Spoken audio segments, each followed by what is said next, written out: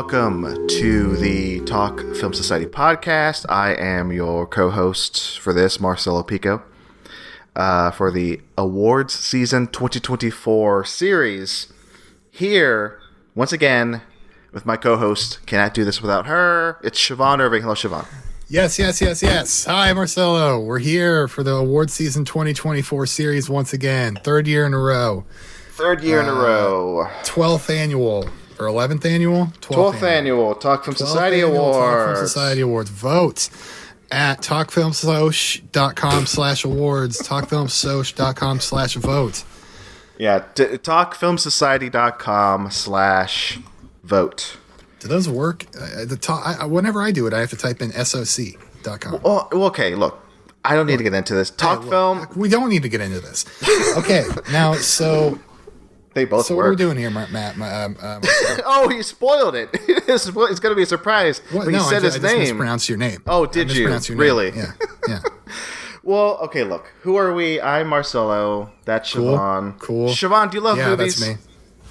I like movies more than the average person, I would say. So if an average person is a 1, right? Right. And who's a good example of a 10, like, movie fan? Oh, God. Like Pauline Kael. So between normal person on the street and Pauline Kael, from 1 to 10, where are you, Right. Siobhan? Geez. I'm somewhere in the 7 range, I'd say. 7, 8, maybe, if I can give myself that. But I also don't feel like it's on me to decide, you know? Ultimately, it's up to God. Marcelo, I'd give you a 9. No. I'm not a 9. I'm more of an 8. All right, so humble, so modest. I've run into people. I mean, people on this network, they average more movie watching in a year than me, so I could call them a 9. Well, yeah. You know? No, look, I'm not saying that we're Thomas Mariani's, but like we are, we do our best. Yeah, we bow to Thomas Mariani and his, Of course. diary number, right? That's a big number, right? Exactly. Even somebody who could be in the Zoom room here has a bigger number than me, and a bigger collection of movies. He might give me a run for my money, and he's probably higher on in the ranking than me. So that's how far I think I'm at in the poll. He said they could be. in Zoom. Could be. Yeah, there's somebody who could be here that is listening now. Now, Siobhan, we ran into this problem last week where you didn't know there was a guest, and I had to reveal to you. By the way, Jared McMillan is here. Now, I don't know. Again, I think you just put a blindfold over you. I show up thinking that this is the best actor, best actress episode. This one sells itself. Why would we need a guest? That's what I think. Yeah, now you come to me with this shit when we're already recording. We're talking about the best actors and best actresses of the year, and that's all you need. I mean, we covered 3 categories last episode, right? We can carry an episode. Just tell me. Who is it? It's the co-host of Monsters Never Die. Over on the Talk Film Society. Okay, I've got 2 guesses network. now. Oh, you have 2 guesses. Could be one or the other. Will it surprise you, Siobhan, that our guest this week is Matt Curione? Whoa! Ahoy! Oh, wow! How you doing? Holy shit! Holy fucking shit! Holy Come out shit. from behind the shadows, Matt. Party time, children! The real Matt C is here. So Matt's here. Matt, how you doing? What a time to be alive. How are y'all? How are you loving 2025, Matt? Tell us. It's all right. It's whatever. Like, hey, let's go back. Cool, man. It's all cool. Let's go back to happier times a year ago where nothing went wrong, right? Sure. Yeah. Matt, I asked this of every guest, and sorry to jump into it already, Siobhan, because we got a lot to talk about. And I gotta ask our guests the hot questions, much like Hot Ones. Like, you're the Lady Gaga here, and I'm the bald guy who hosts that show, right? Sean. Sean Evans. Thank you. Not a fan. I always knew you were weird. Look, Matt, what is your take on the year in film in 2024? More specifically, the Oscars. Pretty good, I guess. I don't know. All right, moving on. Like I don't know. It's fine. Like there were some weird nominees, but it's whatever. That happens every year. About this Best Picture race, the Oscars. Yeah, that. Think about it. Yeah, are you as excited as you were, like, let's say, even last year? I am just very happy to see Conan. Conan O'Brien Is he or Conan nominated the for Best Barbarian? Picture? He's going to be hosting, and within 5 years, he says he will have an Oscar Oh, I believe is that? because he said he's gonna steal one. That's a good joke, and that's the kind of comedy I want to see on Oscars night. He's already bringing the jokes, and the show hasn't started. I know. I cannot wait for Conan. He just keeps winning. Jay Leno never hosted the Oscars. Conan wins. Conan wins in the end. He is going to make the most watchable ceremony in like 10 years. And I will be extremely upset if Sona is not there in some capacity. Yeah, or I will be upset. or Matt Gorley. He's fine, whatever. The podcast producer I've looked up to and I admire as But I want podcast. I want Yes, go ahead. Sona introducing people. I want her on the red carpet. Do this. Marcelo and I talked about this on a previous episode. We want Triumph the Insult Comic Dog there. Yes. He probably will be. Matt, we've forgotten to ask this of all of our previous guests, even though we said we were going to.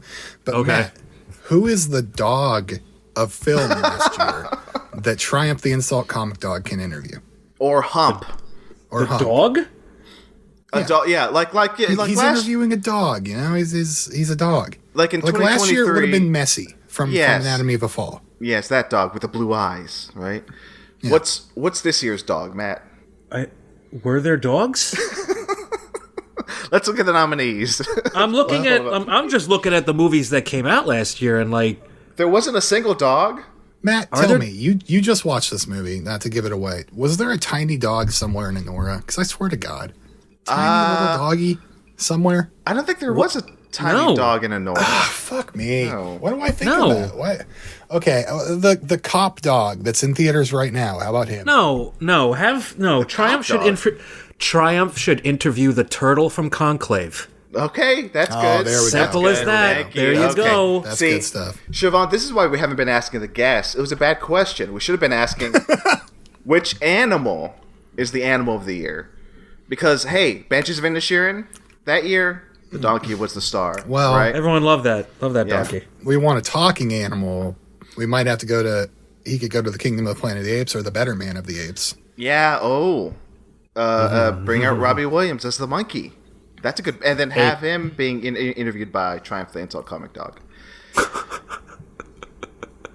All right, sorry to ruin that. Those guys, that VFX team already did so much work. I think they deserve some time off Hey, and an Oscar. we'll get into it.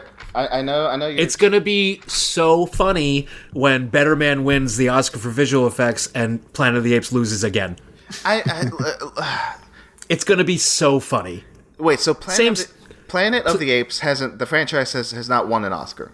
Has right? not won VFX yet, Which is incredibly insane to me. But then if you look at who it's up against each time, you're like, oh, I get it. That makes sense. Should we play this game? No, we shouldn't. There's too much show. There's too much I don't show. think so. We've got too much shit to do. We've got games already. Yeah. We've got at least one. I trust Matt. Okay, Okay. You know what? trust your former co-host. Trust. the That's what I guest. like to hear. Okay, fine. This episode, I will trust Matt. All right.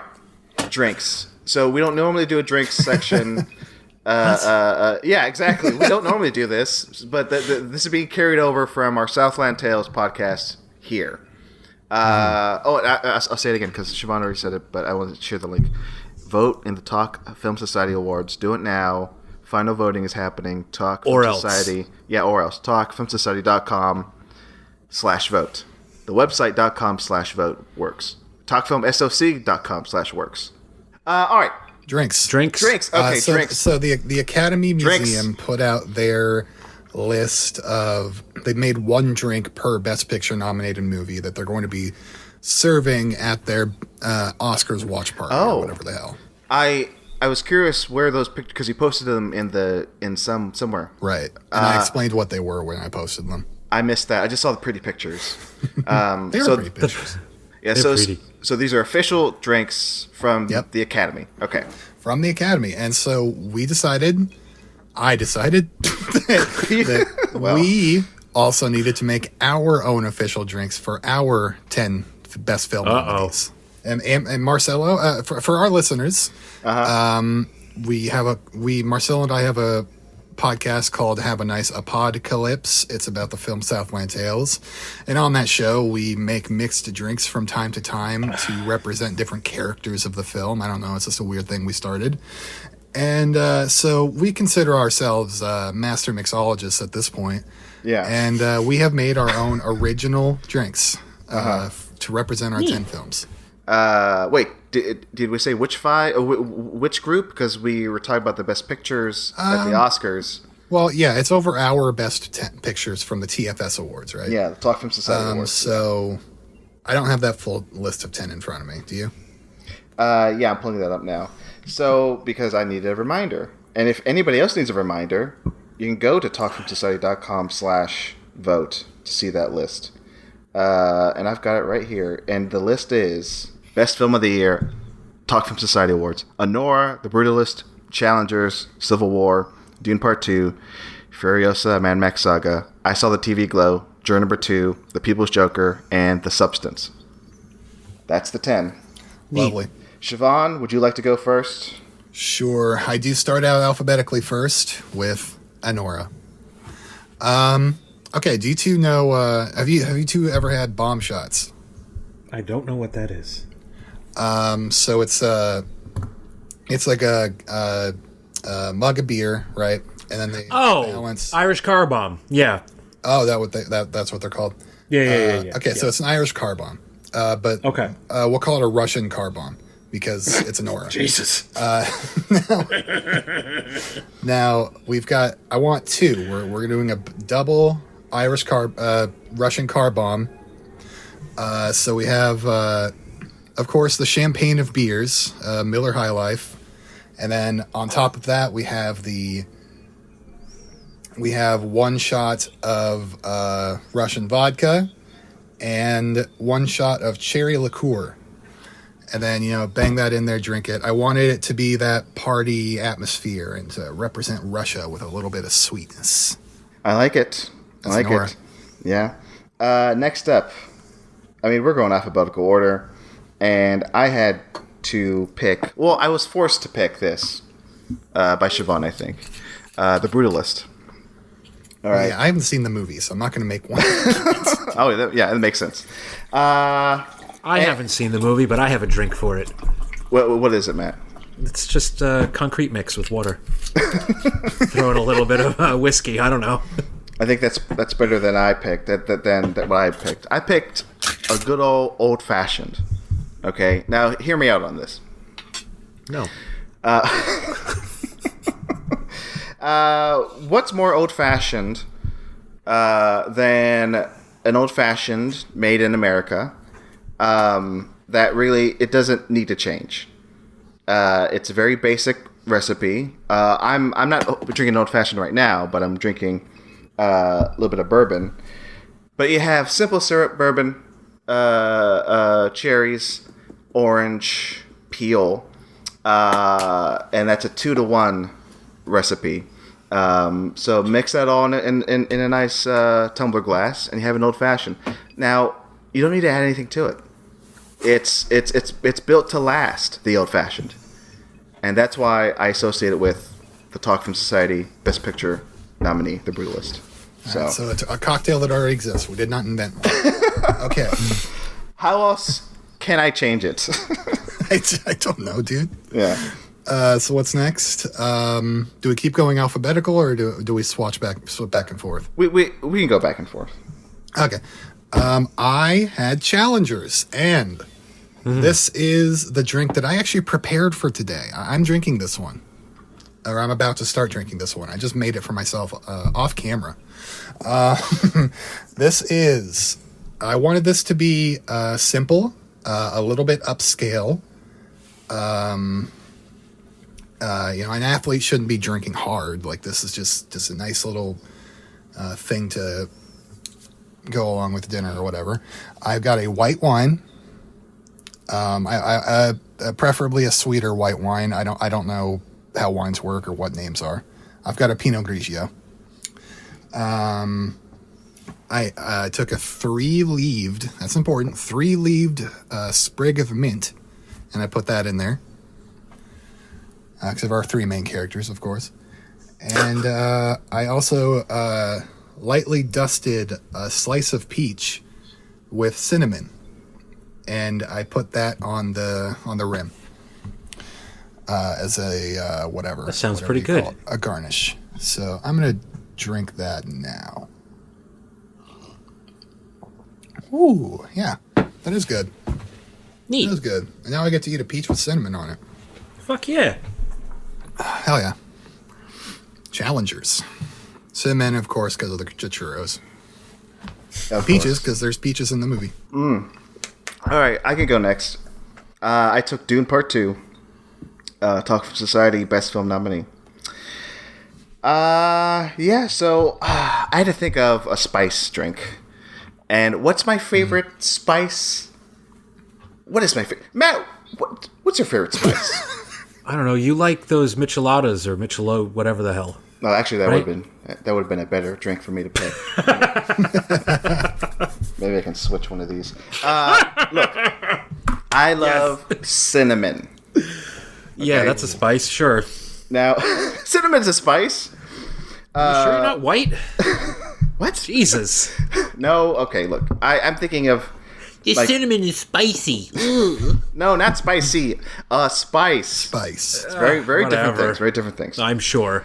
So, with the help of the internet, I found that there is a cinnamon schnapps liqueur called De Kuiper Hot Damn. So we're gonna have 1 part that. So maybe it's like let's go 2 shots of that with 1 cup hot chocolate, whipped cream, and cinnamon up top. So this is gonna be a hot drink because you're on the planet of Arrakis. So that could be cool. It's gonna be hot. Yeah. So like you're gonna want a hot chocolate / cinnamon forward drink. No. So that's my no. You're voting that down. Do it. By the way, Matt can vote these up or down. So Yeah. What do you like? No, that Challengers one sounds great, though. okay, so Challengers is in the lead. Okay. Siobhan, why don't you go next? Okay. I have Furiosa, a Mad Max saga, also a deserty place, also not a hot place. Or a hot place, not a cool place. So I wanted it to be harsh. I wanted it to piss you off. I wanted it to rev you up and then crash you hard.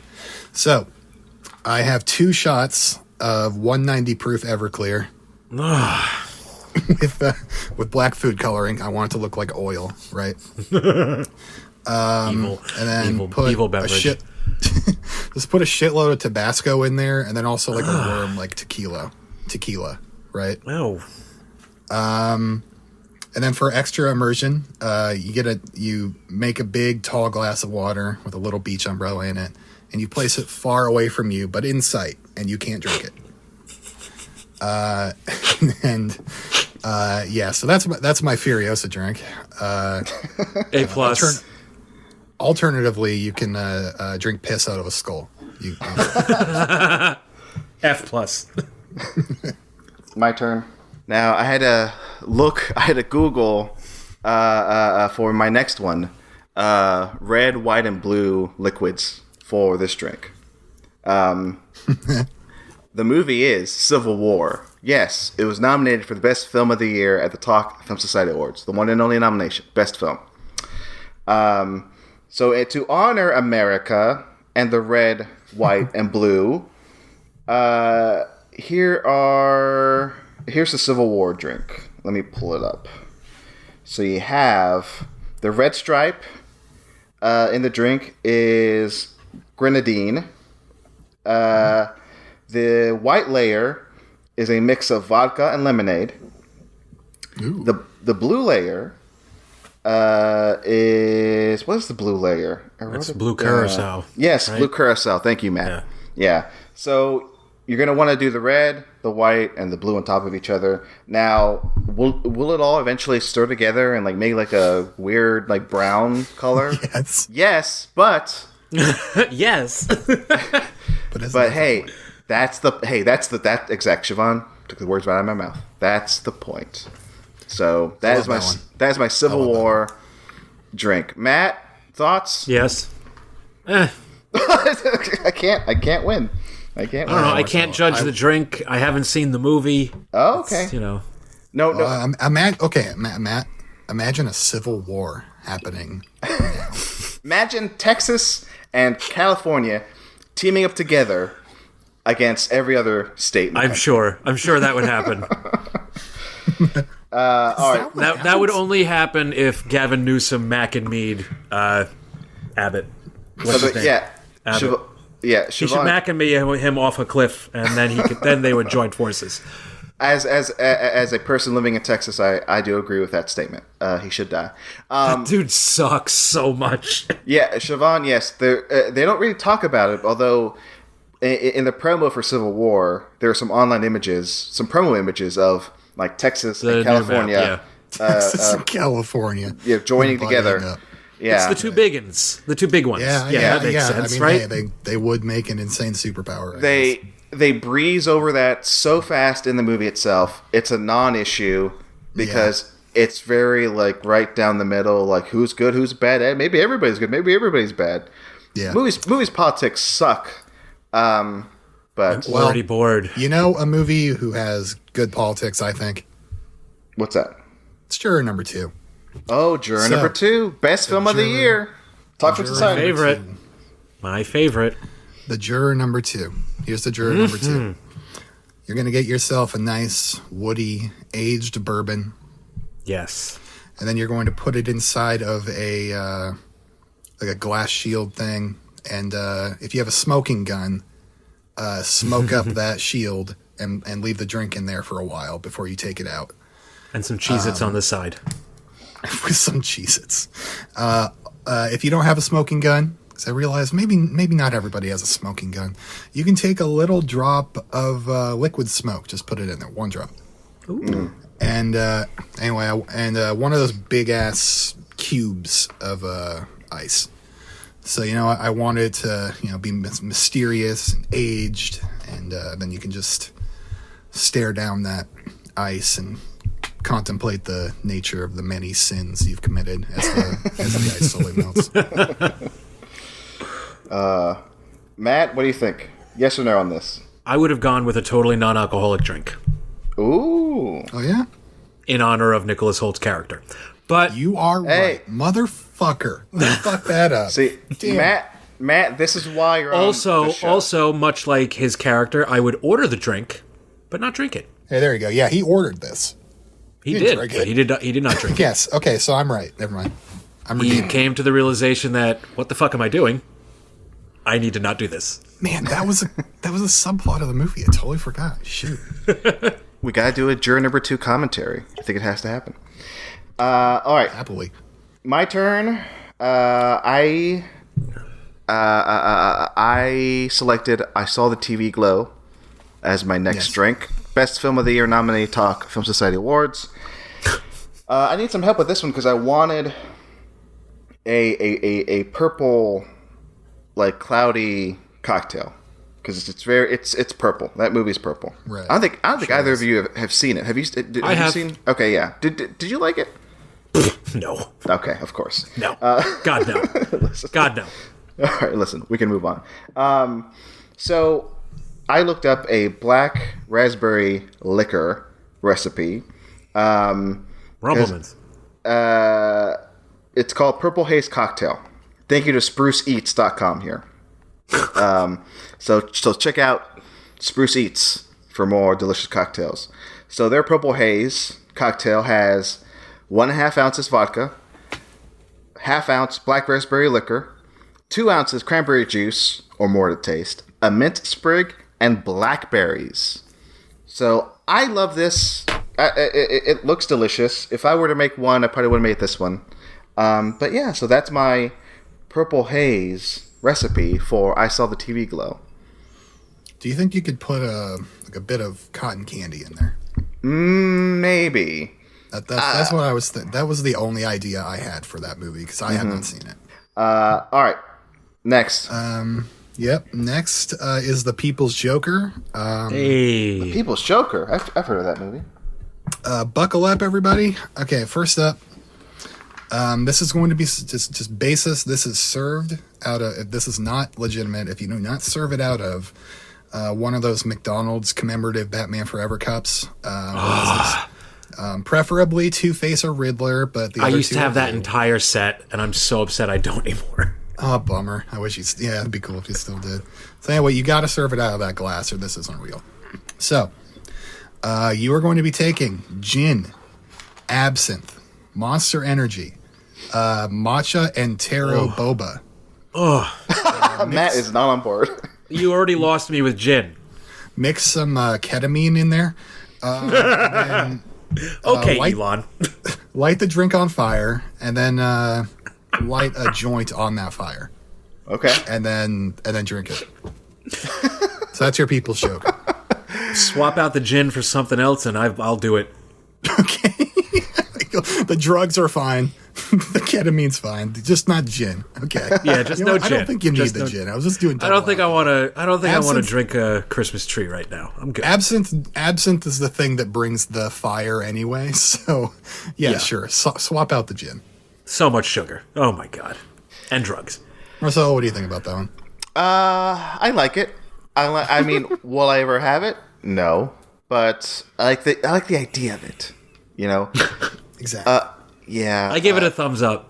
Okay. So I think Siobhan is winning, but mostly because I love that movie. Wait until I just wanted to capture the chaotic spirit of the movie. Wait until you hear. I think this is the last one. Or Siobhan, do you have one more? I lost count. Nope, that's it. Whatever. Okay, this is it. The last one is The Substance. Ooh. Yeah, I'm excited. Now, okay. You just chug the activator and you're good. Now, shrimp. Similar to the last one, shrimp juice. I went straight to Google. You know, I want a green drink. I want to drink that ectoplasm, juice, right? The activator, yes. Right, the activator, right? Now, I was looking through the pictures, and I go, wait a second, I want that. What did it turn out to be? A Reanimator-inspired cocktail. I have a substance idea for a drink, but okay, listen, and then I'll give you mine. I think you'll beat mine, but maybe. Much like, hey, look, I'm not one of these people, but you know, Oscar-nominated director Farge, you know, has been accused of stealing thoughts and ideas from other films and putting it into substance, and like, you know, you could say, that's all Cronenberg. Like, there's all these like there's a reference to The Shining. There's a reference. Bitch. Yeah, how dare she mix The Fly and Death Becomes Her and make a masterpiece out of it? How dare she? I will say there's some Reanimator in there. So I think this is appropriate. This is the Reanimator drink. 1.5 ounces of vodka, 1 ounce melon liqueur, 1 ounce pineapple juice, 3/4 lime juice, 1 dash Bitterman's Boston Bitters. You combine all this into a cocktail glass, spritz in some tonic water, and if you do that all right, I don't know if you can see the image here. You'll get a nice green neon colored drink. That's exactly what I want. Yeah, that's exactly. Well, maybe I should have made an ecto cooler, you know, drink. Maybe put some of that in vodka. So you have two. Look, you have the ecto cooler with vodka. One, that's Demi Moore. Then you have this Reanimator drink that has all this liquor and pineapple juice. That's the Margot Qualley. So there you go. that's good. That's you got great. 2 drinks. I mean, you didn't invent it, but that does sound like a very good drink. But those 2 drinks together, I just did that just now. That's my drink. You did both drinks? Okay, you're saying both drinks together? Okay, both drinks together. Okay. You know what? Yeah, there you go. That's perfect. Mine is also 2 drinks. You get the Maggie Q, you get the Demi. Matt, what's yours? They are 2 green apple martinis for, the activator look. Okay. Except one is dirty and one is a clean martini. Oh, okay. I like that one. Yeah. You know what? Matt, you win. And then you drink them both at the same time, and plus, Demi Moore drinks about 10 martinis in the movie, so it connects. That's true. God, see, we should have asked you to do this, with us. Oh, God, another missed opportunity. And that is cocktails. Woo! Yes, those are the officially branded cocktails of... I can hear Kokomo in the distance. Yeah. Cocktail. of the year. When Talking Society 2025 nominees. When our listeners listen to the Talk Film Society Awards, that'll be on this feed in the next few weeks. Listeners, make all those drinks and drink them throughout the 3-hour show. Please don't. You'll die. Don't do that. Make all of them. Don't pick. Make them all. Make them all. Pour them all into one bucket and drink it. Have fun. And also, that's the news. All right, let's move on. No, okay, but before we move on, I want Matt's quick take on the news of because last episode we recorded, Siobhan. Since then, a lot has happened. Sure. We should talk about Anora. We should. We have to talk about Anora. Yeah, so Matt has watched it. I mean, this is not another segment where we talk about what is it that you've been watching. Yeah, I feel like that should come later, but... Yeah, but we can just talk about... I'll go to Siobhan first. Siobhan, your thoughts, because Anora, as of this recording, is now the new frontrunner and won the PGA, the Producers Guild Award, and the Directors Guild Award. I think both were a little surprising. So, Siobhan, your take. Listen, this season started with me saying Anora, and then slowly as the weeks went by, I was like, okay, now Anora no longer has any chance. It's going to be this shitty Frenchman movie, or something that sucks, and or The Brutalist if we're lucky. But now that the pendulum has swung back the other way, I'm pretty stoked. Like, I'm very happy at the thought of Sean Baker winning Best Picture, and also, best. It'd be the first time since Parasite that a film has won Best Picture and the Palme d'Or, which that's an extremely rare thing. Yeah. So I'm very into it. I'm very happy that hopefully, if I can trust it, that things have swung back the other way. Yeah. Yeah, I agree with a lot of what you're saying, because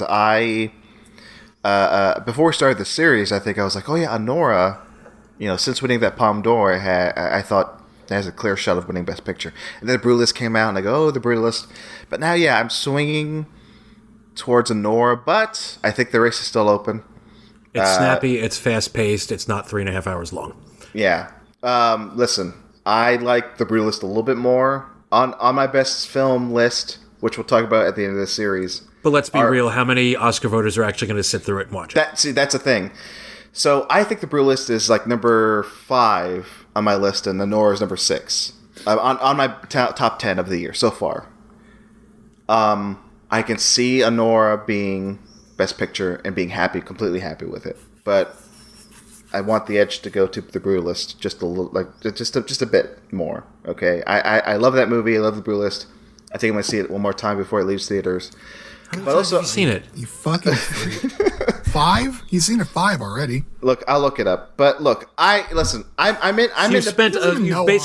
basically spent a literal day watching this movie so far. Here, let me look it up. But there's other movies, man. Is there? Hey, listen. Yeah. I saw one starring Harrison Ford and Anthony Mackie. I saw that tonight. Listen, I wasn't that pleased. We'll get to it. It's not that segment yet, okay? Matt, your take on Anora possibly winning Best Picture. I don't think it's going to, but if it does, that'll be nice. Who do you think? I think it's Conclave, honestly. They're going to go with the bitchy Cardinals, and I'll be that's cool. That's a fun movie. I like it. The way that the ballots work, where it's like the first places, whoever has the most first places, whoever has the most second third places, whoever has the most third places, fourth places. Well, everybody loved Conclave. I mean, it's going to be near the top of everybody's, right? So it's maybe it matches up along there. But hey, Honora, Sean Baker made a movie I like. That's a first. Good for him. I mean, I loved it. It was a lot funnier than I thought it was going to be. Yeah. Doesn't that one dude literally slip on a banana peel? Like that shit is great. That shit is so funny. And then it's not funny. Yeah. And it gets serious. But it's good. I like it. She's really good in it. I liked her twink husband. It was good. It was a good movie. I'll quickly say this about Honora. I liked the guy with the mole. Yeah. I mean, the entire cast is incredible. I've seen The Brutalist 3 times, by the way. Tomorrow I'm seeing it 4 times. So that'll be 20 hours of your life. Okay. Look, I would gladly see Honora again, too, because... I'll probably watch it again. It was very good. I enjoyed it. It gave me a very... And I think maybe this is why it picked up the DGA and the PGA. It feels old school, like a 70s era film, much like Uncut Gems felt like that too. So I like that. I like that. I didn't pick up on the 70s in Honora at all. I've seen people say that, and I'm like, I don't know. I know. I feel like it's just the way it's shot, the way it looks, the film. I guess the film of it all, and that ending feels the film of it all, the literal film of it all. But the ending, without going into it, I think very very much feels like it leaves you thinking like few films nowadays do. It makes you ask questions. It makes you think. Makes you think. Right? Thank you, Matt. Look, as much as I love that movie, I still don't 100% know how I feel about the ending. Like I come up with new ideas about it all the time. Yeah, I'd be happy again, but also be happy with The Brutalist. I'd be happy with Conclave. Be happy with The Complete Unknown. Nah, I don't know. But there's a shot of that. The Variety and the Hollywood Reporter were saying a Complete Unknown was in the lead up until Honora won DJ PJ. I have a feeling it's going to get the votes from every old person in the fucking Academy. So we'll see. But yeah, up in the air. So we'll see what happens next week. So that's the news officially. Now we can move on to one of the best segments ever. We invented. We clearly did not steal this from another show that I did with Matt. Jesus Christ. Hey, Matt. I'll have you contact my lawyer. What is it that you've been watching? Jesus Christ. What is it that you have been watching lately? Yes. Oh my God, I don't like that. Let's see. So this is the segment where we talk about the movies we've watched lately. Yeah. So that's how we're doing it. Okay. So I think Matt should go first, right, Siobhan? I'd say so. Yeah. And look, I think this is going to be very incestuous. I know that I have seen some films that Matt have seen. I know that I've seen some Marcelo seen movies. So, if I think just make if you've seen this movie as well, just jump in. Okay. Yeah. Okay. All right. Well, we just talked about it. I just saw Honora. Yes. I watched that on Monday. It was pretty damn good. Very good. After that, I watched... we've been watching a lot of Captain America movies, obviously. The first one's still my favorite. It's freaking wonderful. Joe Johnston was a gift. I wish he would make another movie. That movie's just... It's awesome. It's just this ripping World War II adventure. And I miss when Marvel movies looked like real movies. That was it was a nice phase that they went through. My husband and I recently just went through the first 2 seasons of Twin Peaks. Ooh. Probably my 4th or 5th time, his first. Oh, Matt. And Matt. Oh boy, does he love it. I don't want to... we messed up. What did we do? You didn't mess up, Matt. I messed up because I forgot. Because and this is a perfect segue into it. I know you were on another podcast talking about David Lynch. I was. Yeah. Diego's podcast. But Matt, your thoughts on David Lynch passing? Again, you did an episode on it, so if people want to hear that, they can. But yeah, because I mentioned this a few episodes ago. We were going to talk about David Lynch again, and I wanted to just get your thoughts on this episode. Your thoughts on David Lynch passing? Bummer. Jesus. I don't know. He's gone. I can't talk about it, really. No. It's terrible. I'll go back to my stock line. Think of him every time you sip your coffee, and he'll be there. Yeah. There. It sucks because this morning I started thinking about it again. I go, God, that's right. And I started watching The Art of Life. Right? That's the documentary. The Art of Life. Yeah. It's good. I need to finish it because I started it late last night. But yeah, it fucking sucks. I'm glad you're watching Twin Peaks and Carlos watching it for the first time. It's lovely. Me and Elise, the former guest and co-host of Stage to Screen of the Talk Film Society, we just finished a few weeks ago my, I think, third or fourth time going through the entire series and her first time going through Twin Peaks. And and we did it right before he passed, so... I have a hard time going back and watching his movies. I haven't done it since, so I don't know what I'm going to watch. I haven't had any issue.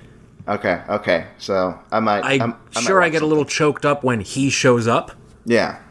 But other than that, no, I'm good. It's great. Yeah. Oof. Siobhan, any thoughts? Yeah, it's devastating. My favorite artist is gone. But, I don't know, we move on. He left behind a great body of work.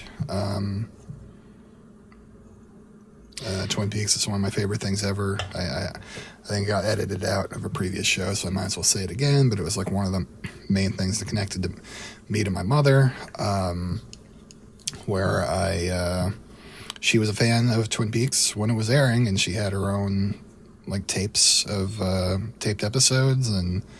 that she had made, and she also had bought any Twin Peaks thing we have that season 1 box set on VHS. It's so cool, and the DVDs, and I don't know, we kept that going throughout my whenever I started to really notice it, which is probably later teens. And it's a precious memory between me and her watching The Return. I remember her, we went all out and made food from the show, cherry pie, with the brie and butter on. I did that too. The pig, we really went all out. And then I remember her saying how cool she thought it was that this was a thing she was watching alone 25 years ago. And then 25 years later, she's watching it with her kid. So it's just, and then obviously just the other work too. It's just, I don't think there has ever been a voice like him, exactly, or another voice that will quite be like him. Everything that we call Lynchian, it's not Lynch. Yeah. It's people try, people take bits and here and there, and they're successful or they're not, but nobody has that brain. Yeah, and that's a real loss for the art world. But it's got to happen, right? Mm-hmm. Yeah, it's coming for us all. Matt, thank you. And what else have you been watching? I don't know. I know. Jesus Christ. Swift redirection. Siobhan telling a very touching thing. Me going back to you. Hey, what other media have you consumed? I don't know. You went to a movie. Let's talk about this movie, because I just came back from this movie. Yeah, I watched Better Man the other night. Yes. Okay, here we go. Yes, this is what I want to talk about. Better Man, which for months I was confusing with Different Man. Yes. Because they have very similar titles. Same thing. And I'm like, which one is which? Better Man rules. I had no connection to his music. I think I maybe knew one of his songs, and it wasn't even in the movie. And so basically, I was telling Shiv this the other day, it basically just played, since I didn't know his music, it just played like an awesome musical. A really great, audacious musical. I absolutely loved it. I cannot get it out of my head. It is some of the best visual effects I've ever seen in my life. It is a huge leap forward in motion capture, in anything like that. I mean, this movie got me bawling my eyes out over a CGI chimpanzee. That shouldn't be happening. VFX should not be that good. But no, this movie is great. I cried throughout the last 30 minutes. It's beautiful. It's touching. Robbie Williams is not afraid to come off as an asshole, which I really appreciate in a biopic. Yeah. If you were an asshole, you should come off as a prick. And they do that. And it's got a really good director. Like, he knows how to shoot a bombastic musical. He's done it before, and I'm sure he did it here, and I'm sure he'll do it again with whatever material he comes up with next. It's a banger, honestly, and one of the coolest things I've seen in a long, long time. Mm-hmm. So, what, Marcelo? What? I'm sorry, I was going to say Michael Gracie, the director of Better Man. Yeah. Cool. I also watched Better Man. Whoa! Hey! You're welcome, Shiv. Thanks to Matt. He gave me the hookup legally. The monkey. Yeah, I thought it was wonderful. Just really, really engaging musical biopic. I kind of did not know exactly what to expect, and neither did I. It just fucking works. The monkey choice is incredible. The shit rips. Like it's like it makes things more exciting visually, emotionally. Yeah. B, it works on many thematic levels. How he views himself, how he thinks the world views him, and also what he said, which is just like audiences will probably be more likely to be sympathetic towards a monkey than towards a person who sucks this bad. Agreed. Yes. It's just like, it is incredibly great fun. The Wembley sequence is to die for. Oh my God. Yeah. It's been making the rounds on Twitter. And if you watch that clip in isolation, it kind of looks like shit. But in the context of the movie, it's astounding.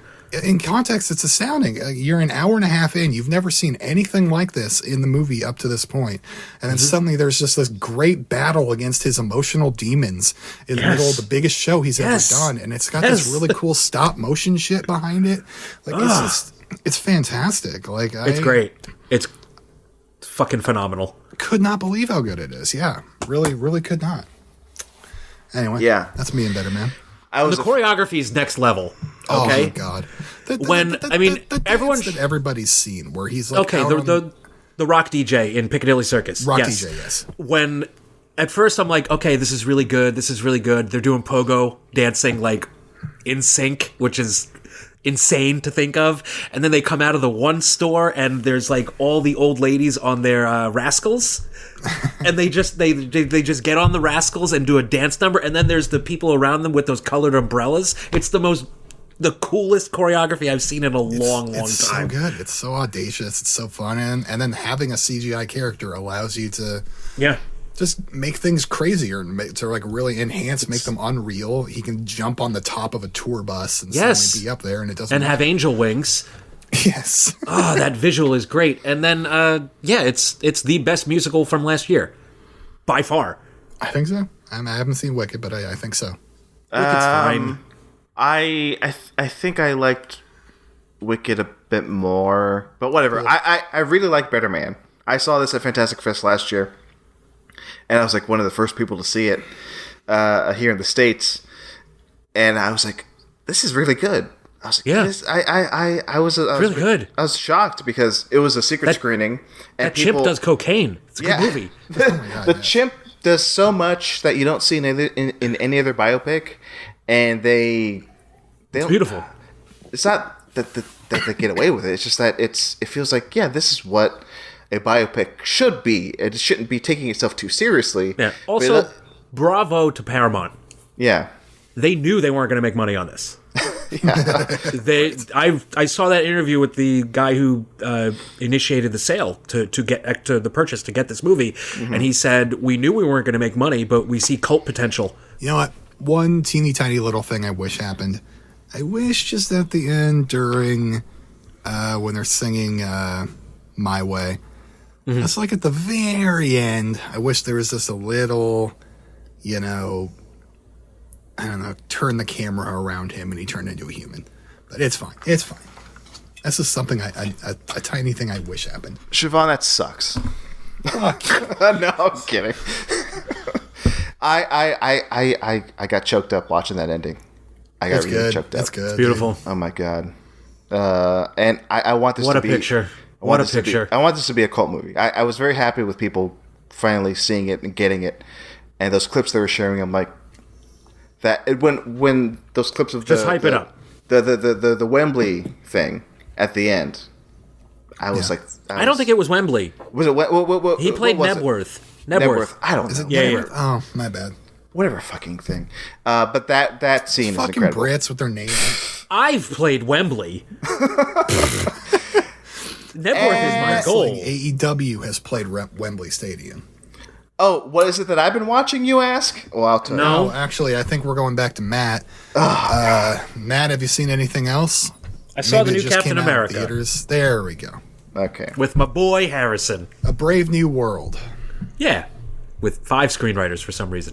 For some reason, right. I enjoyed it well enough. 4 rounds of reshoots. The reshoots are very obvious. Harrison Ford is very good. He's very good. Mackie is pretty damn good. His new friend, what's his name from... he was in Maverick. The new Falcon. He's good too. No. The new Falcon is... Danny Ramirez. Yes, he's very attractive. I enjoy his face. The action fluctuates, actually, from really cool stuff to, yeah, okay. And the VFX is very dodgy. The reshoots are obvious. But, hey, I got to see Harrison Ford be the president, and that was pretty cool. And he got to be angry, and he did a lot of good pointing. And that's why I saw it. So accidentally saw it in 3D, though, so that was whatever. Yeah. You know what? Every now and then a Marvel 3D is good. Was this good? No. Actually, there was one point where Harrison Ford pointed and it was in 3D and it was really cool. That was cool. Great. Yeah, I just saw this movie. Yeah, it's fine. It's my 3rd favorite in the series. So third favorite? Above what? Captain America's movies. What's 4th? Civil War. That's my Avengers number 1. 2.5. That's my favorite one. Yeah, it's not good. No, I really like it. This is a weird movie. I liked the Red Hulk stuff, which is not a spoiler. That's in the fucking trailers. Where the president... Yeah, they should have kept that a secret. I know. Well, the president of the United States turns into Red Hulk, which is insane for me to think. Like in that, it's wild. It's wild. It's like does somebody like the morning after the fight, I turned to him and I was like, he's gonna get impeached, isn't he? They have to impeach him for this, right? No, sir, where the articles of impeachment say you hulked out on the White House roof. We cannot have you lead this country. I thought back to November. I'm not going to go into the story, but I'll just say I had to break the news to Elise that Trump won, right? And I imagined, like, what if I had to break the news that the president turned into Red Hulk to my loved one the next morning? It's like, you'll never guess what happened. Did you see? Did you see what happened with the president? And they go, what? What did he do now? It's like he turned into a Red Hulk live on TV. He fucking hulked out, man. It was crazy. What? What are you talking? Well, it was on TV and everything. But everyone was just like, "Oh, well, it's Hulk being Hulk." I mean, after the celestial bodies came out of the ocean, it's like at this point, at the snap, who gives a fuck? Oh, thank God they finally mentioned that. It has been how many movies since the Eternals, and they finally referenced the giant. Are you kidding me? They show the giant coming out of the ocean. No fucking way. It is a big part of the movie. It's actually really man. Yeah. And it's actually a really clever way to introduce a certain element that is going to be I in the future. Okay, I hope that certain element is the fucking Eternals coming back into it, because that'd be awesome. It's not. No, Yeah, sorry. it's not. No, of course. Sorry. It's not. How about Kit Harington at least, like where he had the claws. sword, like, They get the claws from it. Okay, Matt is gonna ruin this. Look, okay. It's everywhere. Don't worry about it. I was bored. I was thinking this is my friend calls this, and a lot of people, this is not new, are saying, hey, the kids are saying it. MCU, it's in this flop era. All right, it has not escaped the flop era. This movie is not great. It's cut and pasted from reshoots. It feels like the script is going to be something else. It's a mess. A lot of reshoots. But there was an entire character added in reshoots. Apparently, but by the end, I'm like, I'm not bored. I had fun. I by the very end, I'm like, this is okay. But hey, I think back fondly to the days of like being excited by these movies and having them be good. And nowadays, my reaction is, "Oh, that looks cool." Yeah. So we'll see. Looks neat. So we'll see. But my review is like, okay, it's fine. I'm looking forward to their next two.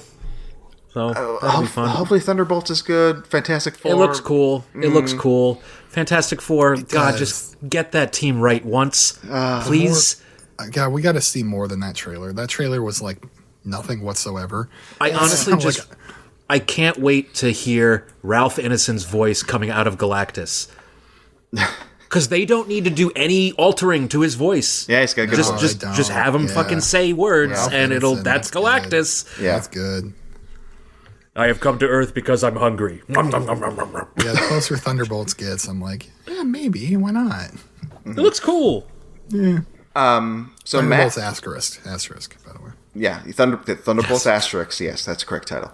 Matt, they had the giant Wheaties box at the movies tonight. It was pretty cool. Oh yeah, that's cool. Yeah. They had like an 8-foot tall Wheaties box. Matt, thank you for sharing. What is it that you've been watching? Sure. Is that? Oh, hold on. Is that the end? Wait, yeah. Is there maybe one more?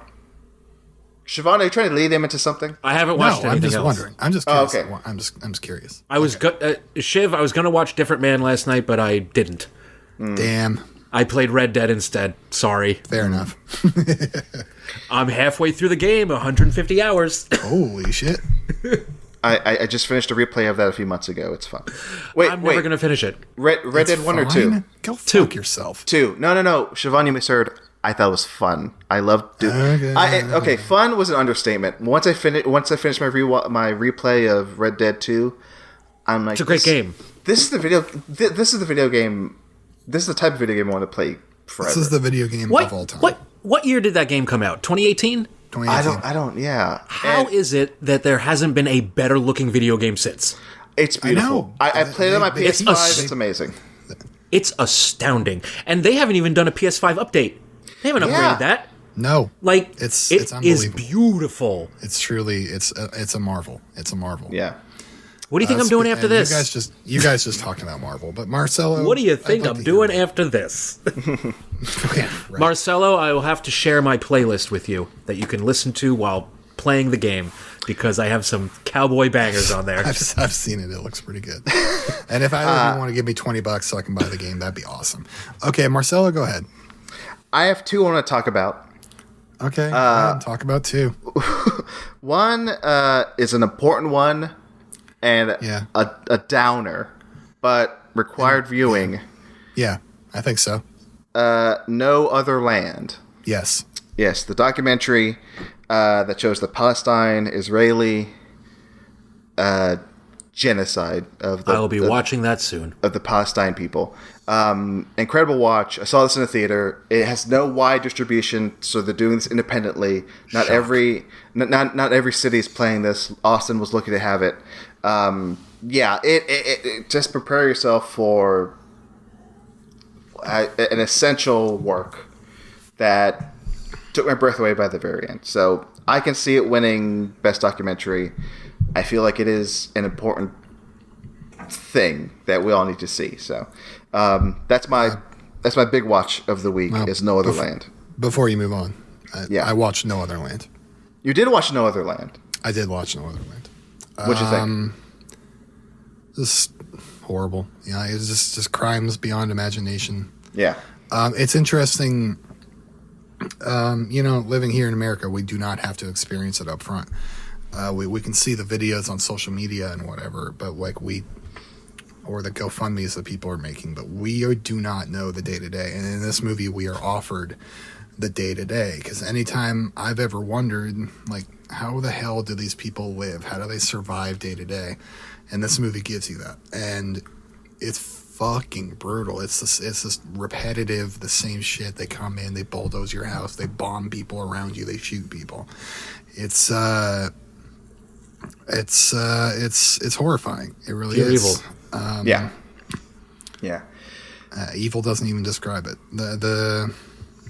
And actually, there were a few things in this that I had seen from a different perspective, but like on Twitter, like as posted Twitter videos, and I'm wondering, like I think the very first housing time that we see somebody get kicked out of their house right at the beginning of the movie, I swear to God I saw that video on Twitter. And then I also saw that video of the Israeli guy who's on the side of the Palestinians, the friend Yuri Yusuf, something like that. Mm-hmm. He where he's like getting yelled at by the guy on the screen on the news. Like, I also remember seeing that. Like, it was just interesting to see these events from this perspective, this close up, this like truly, like, it's a documentary, and you truly have no idea what the hell is going to happen to the people you're seeing. Like, you are like, any of these people could die at any moment if one of the IDF soldiers gets trigger happy. And it's scary to watch. It's fucked up. It's really brutal. And yes, I agree. It's essential watching. Like, I watch this movie. You have to. Yeah. I was gonna say more about it, but I just recommend people go see it. Just watch it. So that was my big watch of the past week when it comes to Oscar films, Oscar nominees. A new movie I saw just yesterday, the second movie. Oh, I mentioned this real quick. I saw About Time in the theater. I had never seen About Time. That movie's great. That movie's great. Which one is that? That is starring Rachel McAdams. Oh my God, I love it. Yeah. It's so good. With Bill Nighy. Yes. It took me by surprise because you've never seen it? I had never seen it, and it's devastating. They're playing it here in town as part of their Valentine's like romance week. And it's beautiful. Yeah. It's a beautiful movie. Wait, Siobhan, have you seen it? No, I haven't. My only memories are I worked at the theater when it came out, and I remember always thinking, it's great. That looks pretty cool. I'm not going to say any more, really, because I thought it was one thing and became another thing. Yeah. It's powerful stuff. It's great. It's so great. Oh, it's so good. But yeah, About Time, fantastic. Last movie for real I want to talk about. I saw The Monkey. 2025's The Monkey. Wow. Okay. About Better Man. What are you talking about? Oh, there's another monkey movie I got to talk about. Oh, okay. Directed Monkey by. Shines. No. This isn't Monkey Shines? No.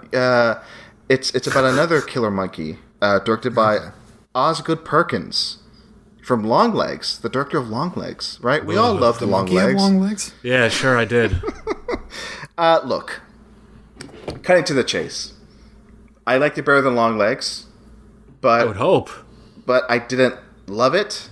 I think a lot of people who have seen it so far have been loving it. Not totally on board. But what I'm gathering from the reactions to this movie is it's just a hype monster. Like, it's just everyone's all hyping it up, and then I'm gonna eventually see it and be like, yeah, whatever. Just like what happened with fucking Longlegs. Dare I say, Matt? It's the greatest thing ever. It's the greatest thing ever. And then I watch it, and I'm like, really? Look, dare I say, what are you doing with your lives? I kind of agree with you. But hey, it's all. This is weird. We agree on something. It's all Neon, I think. Neon, they are super smart about promoting horror movies. Like they're showing early screenings of this. They're doing good PR work. I do hope this becomes a hit because I want more horror movies like this. But elevated horror. I wanted a little bit more. I do think it's fun. I do recommend it to both of you. I think you will both enjoy it. I'll say it's a lot different than Longlegs. It's another thing. It's like it feels like another genre of horror. Good. And for the most part, I think it does work. But there are things in it after you both have watched it I want to talk to you about because it's that's all I'll say. So Monkey, good. If you watch it when it hits digital. If you like Stephen King adaptations, I think you'll be like, okay, this is another solid Stephen King adaptation. So, all right, that's The Monkey. And that is it that I've been watching. Siobhan? So do I get to go now? Siobhan, now it's your turn. Cool. Great for Mojo. So along with No Other Land, I also watched one of the other... Not quite. I watched half of one of the other documentaries nominated for Best Documentary at the Oscars. I watched Soundtrack to a Coup d'etat. I only got to watch that one, yeah. I only got to watch an hour because like there were technical issues with the way I was watching it, and like there's no need to get into. It was totally legal.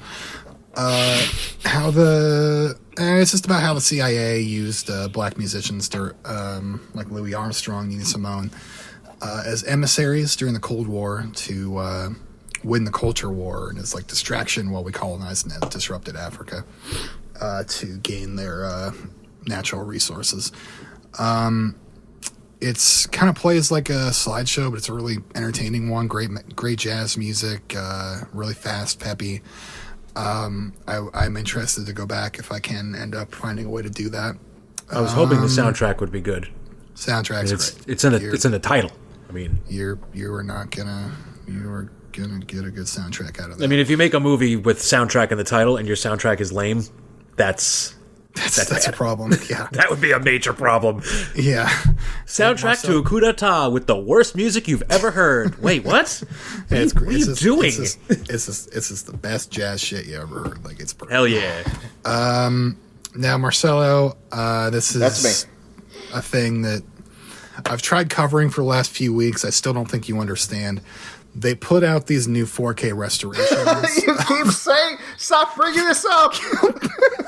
Of Kill Bill Volume 1. You're driving me insane because it feels like this is you talking about it for the first time. This is the fourth time I think now you've talked about it. And Jackie Brown. Those were the three movies, right? And so I watched Jackie Brown. I watched that 4K restoration thanks to our friend Matt here. And you're welcome. Fuck me, it's good. Like isn't it? Yeah. Isn't it? I don't have that many. I wouldn't say issues, but like I'm not saying I'm that impressed by the other two Kill Bill movies, restorations. But this Jackie Brown looks fucking incredible. It's insane. One of my favorite movies. Yeah, this look, Jackie Brown used to be when I was really obsessed with Tarantino. I was late teens, teenso. Late tier and teenso. I was one of those people that was like Jackie Brown's not one of his best, you know. It was like I put it like just above Death Proof, maybe. But no, this is a beautiful movie. And Marcelo, you said something like it feels like a movie made by a man beyond Quentin Tarantino's years. Yes. Yeah. And I totally understand that. Like it's a gorgeous fucking movie. And it's his most mature. I totally agree. And I moved on from that. I've continued my Tarantino watches. I watched that Hateful Eight, the miniseries version on Netflix. Ooh. It's good. Very, very cool. Yeah. It's a cool idea. Great to see that extra footage. It's a good way to watch it, honestly. Now, preferably, I think it's best to just watch it in 4 hours, which is why I wish maybe it wasn't a miniseries. Maybe it was just a 4-hour cut of the movie. but it's still great. Inglourious Bastards, watch that. Inglourious Bastards held up just fine for me. Wonderful movie. Django Unchained went way up my rankings. I fucking loved Django Unchained, and so that's dope. It's dope. That's my Tarantino wrap up, and that joke is dead. I can't do it again. So, now Now, let's see. I watched a nominee for Best Picture at the TFS Awards, Marcelo. Oh, okay. All right. Which one was it? A Drink That You Made Yourself of the Red, White, and Blue. Hey, you saw Civil War. I watched Civil War. Wow. Okay, I did not know this. Not a fan of Garland. Not a fan of Alex Garland as a director. I like him as a writer. Sunshine's amazing. 28 Days Later, amazing. But as a director, no, sir. No, thank you. This is the most I've liked him as a director. And even his shitty, stupid fucking comment of him saying this film's apolitical, even that is kind of redeemed by watching the movie. Like, I understand why he said that. And it's because it makes sense in the context of the film. And, very good Kirsten Dunst performance. That kid with the girl photographer, she's great. What's his name? He's awesome. Whatever. It's a very, very, very good movie. Tense. Interesting subject matter to view this idea through, And the effects are great. I've got a quick question. What do you want? So, what do you want? Were you just playing earlier when I was describing the plot of Civil War to you? It's like were you hiding the fact that you had seen the movie earlier? Yeah. Okay, good. Okay, you fooled me. You got me. I was trying to figure out whether or not I should say it or not, and I just ultimately decided not. One more question, a quick question. Yes, sir. Would you count Dredd as an Alex Garland film? Did he direct Dredd? He just wrote it, right? Well, apparently he ghost directed Dredd. In the last few years, he basically said, Pete Travis, the director, no, he didn't do much. He goes, I directed the whole thing. Or is he just okay, fine. Well, hey, then guess what? He made a banger. Okay, Dredd's cool. Accidental banger. Yeah. All right, moving on. It took him 13 years to get to another one. Now, this one should interest, I'd say Matt in particular. Sure. I watched this just this morning. This is from 1977. It released in 1977. This is a Star Wars. Picture. This is a Best Picture winner. Oh, the other one. Okay. Oh, yes. Yeah, that one. Yes. I saw that in the theater a couple months ago. You saw it in the theater a couple months ago, so Matt's figured it out. Marcella? With my mom. A bucket list item. We had such a great night. Well, Matt's already figured it out. I know he knows what it is. Marcella, do you know what it is? I know what it is. It's Annie Hall. It's Annie Hall. I watched Annie Hall today. Blueprint for the rom-com. Not for me. Oof. Like, it's clever, it's cute, but God, I don't know. He's too mean. I don't know. I know that's the point, but I just didn't enjoy watching it. I'm sorry. Hey, I can see it. I can see it. I get it. I 100% get it. I'm not even bringing in the Sunyi shit. Who cares? It's just like, I don't know. I didn't enjoy it.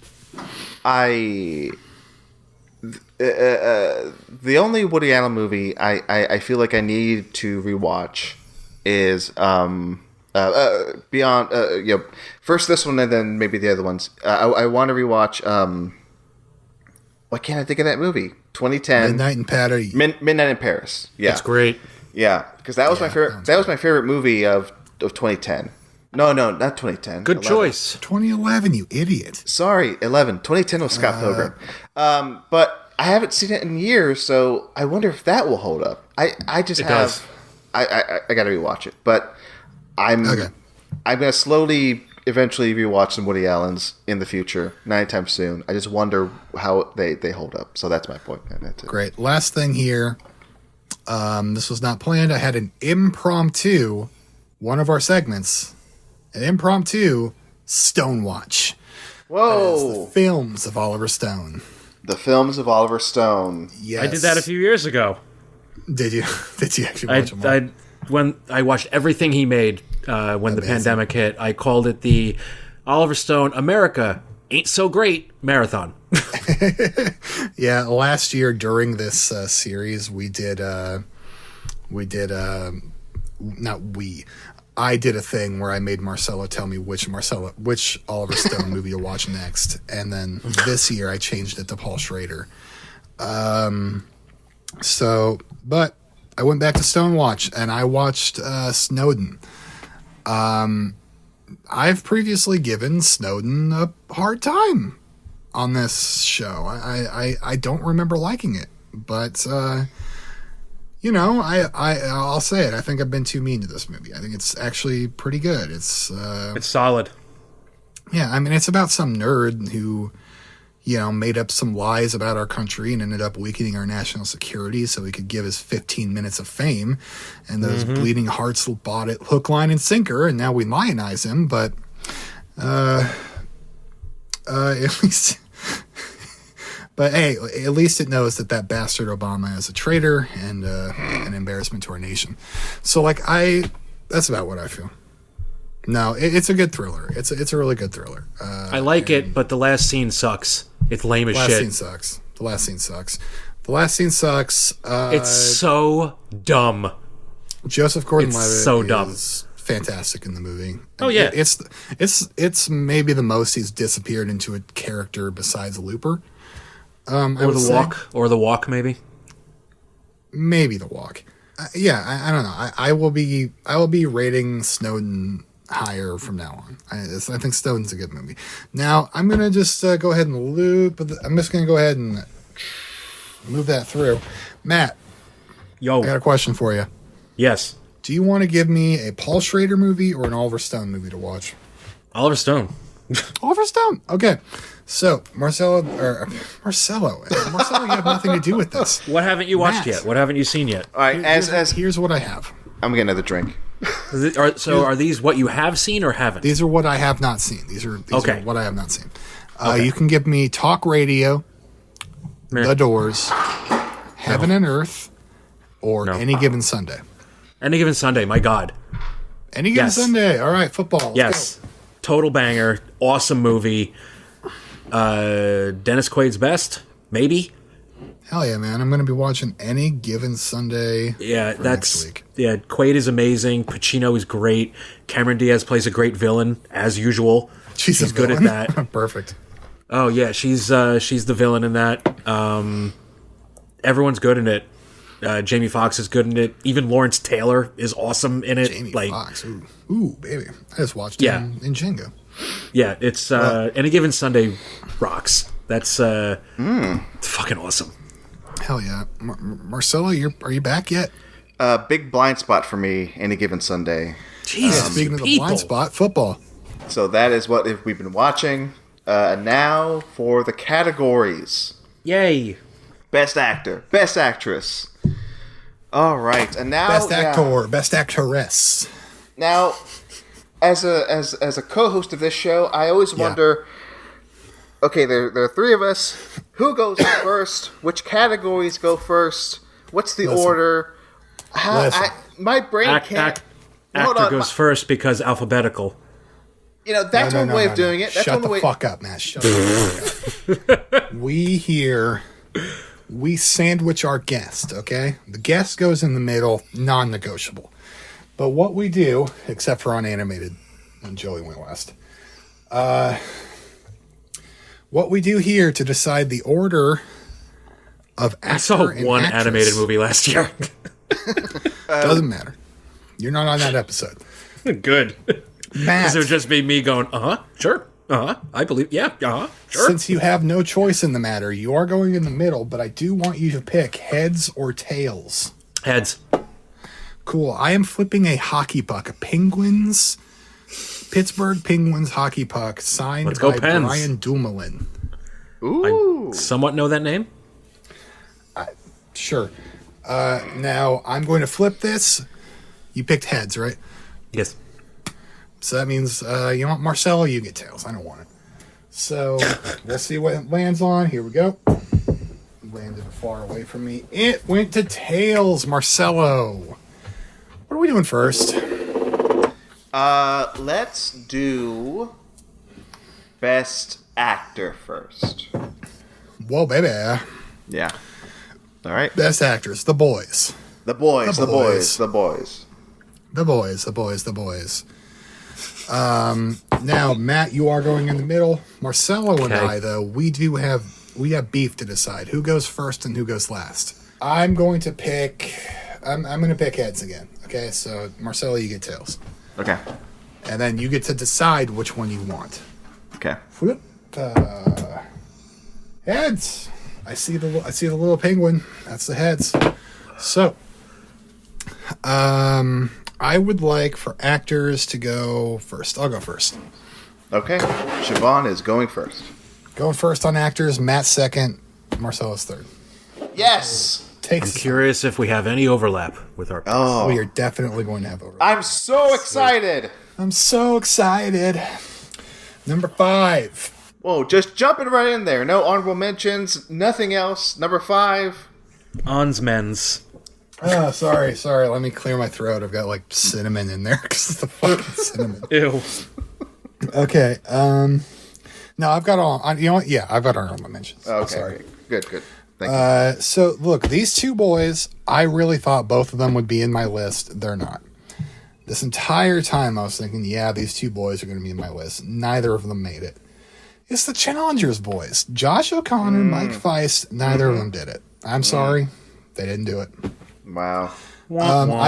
I've also spoken to Glenn Powell's Hitman stuff in like best costume design and in writing, I think. Like, I wish I could nominate him, but I'm just not gonna.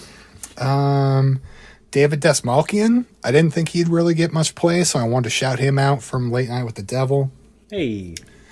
Josh Hartnett, Trap. Like, look, Josh Hartnett is one of my ultimate fucking boys, and he didn't even make it onto my list. Wow. So, like, that should tell you something. Ryan Reynolds. All right.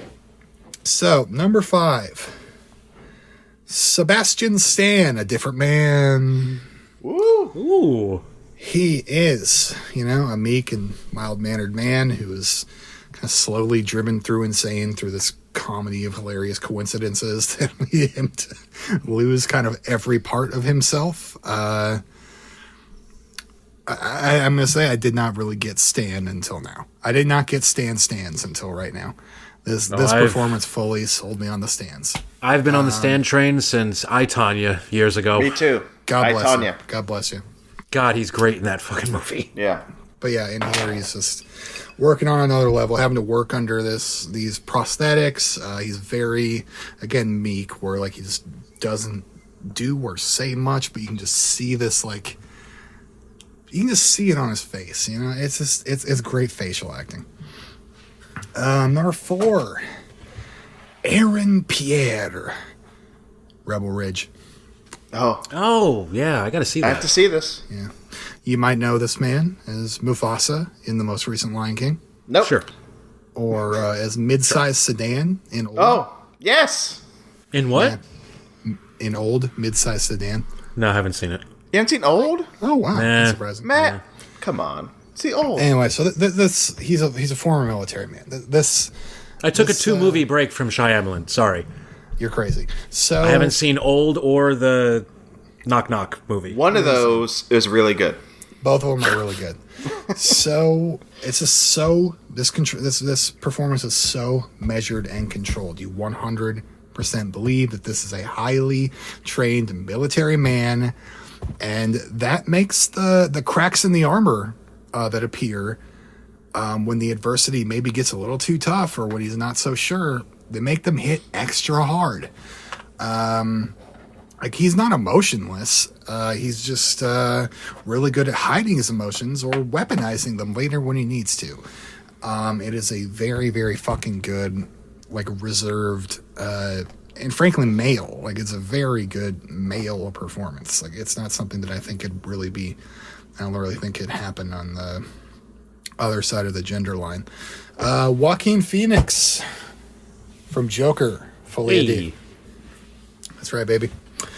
He's even better in this than he was in the movie that he won a fucking Oscar for. And it's hilarious how overlooked he is. Like, it is so funny. The development of this character is just brilliant. It takes the over his head, out of his mind, but ultimately, kind of triumphant Arthur that we see at the end of Joker 1. Now he's in too deep. Brings him back full circle to this, like, pathetic fucking loser that we saw at the start of the previous film.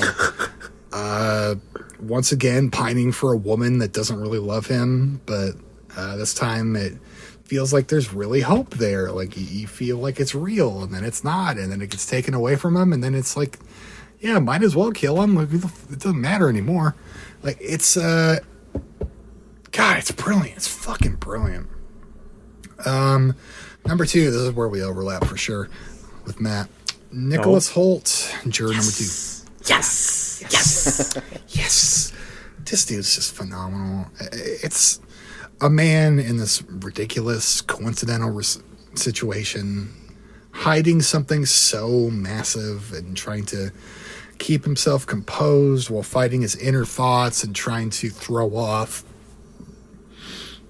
the investigation. My favorite movie of the year. He's not a bad person. You see that. You know that. He's not a bad person. No.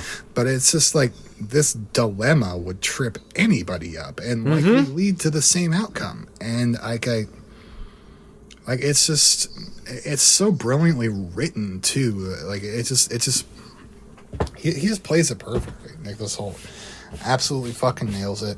Great movie. Similarly to Sebastian Stan, I don't think I was fully sold on Hoult until now, but now okay. Now I am a Hoult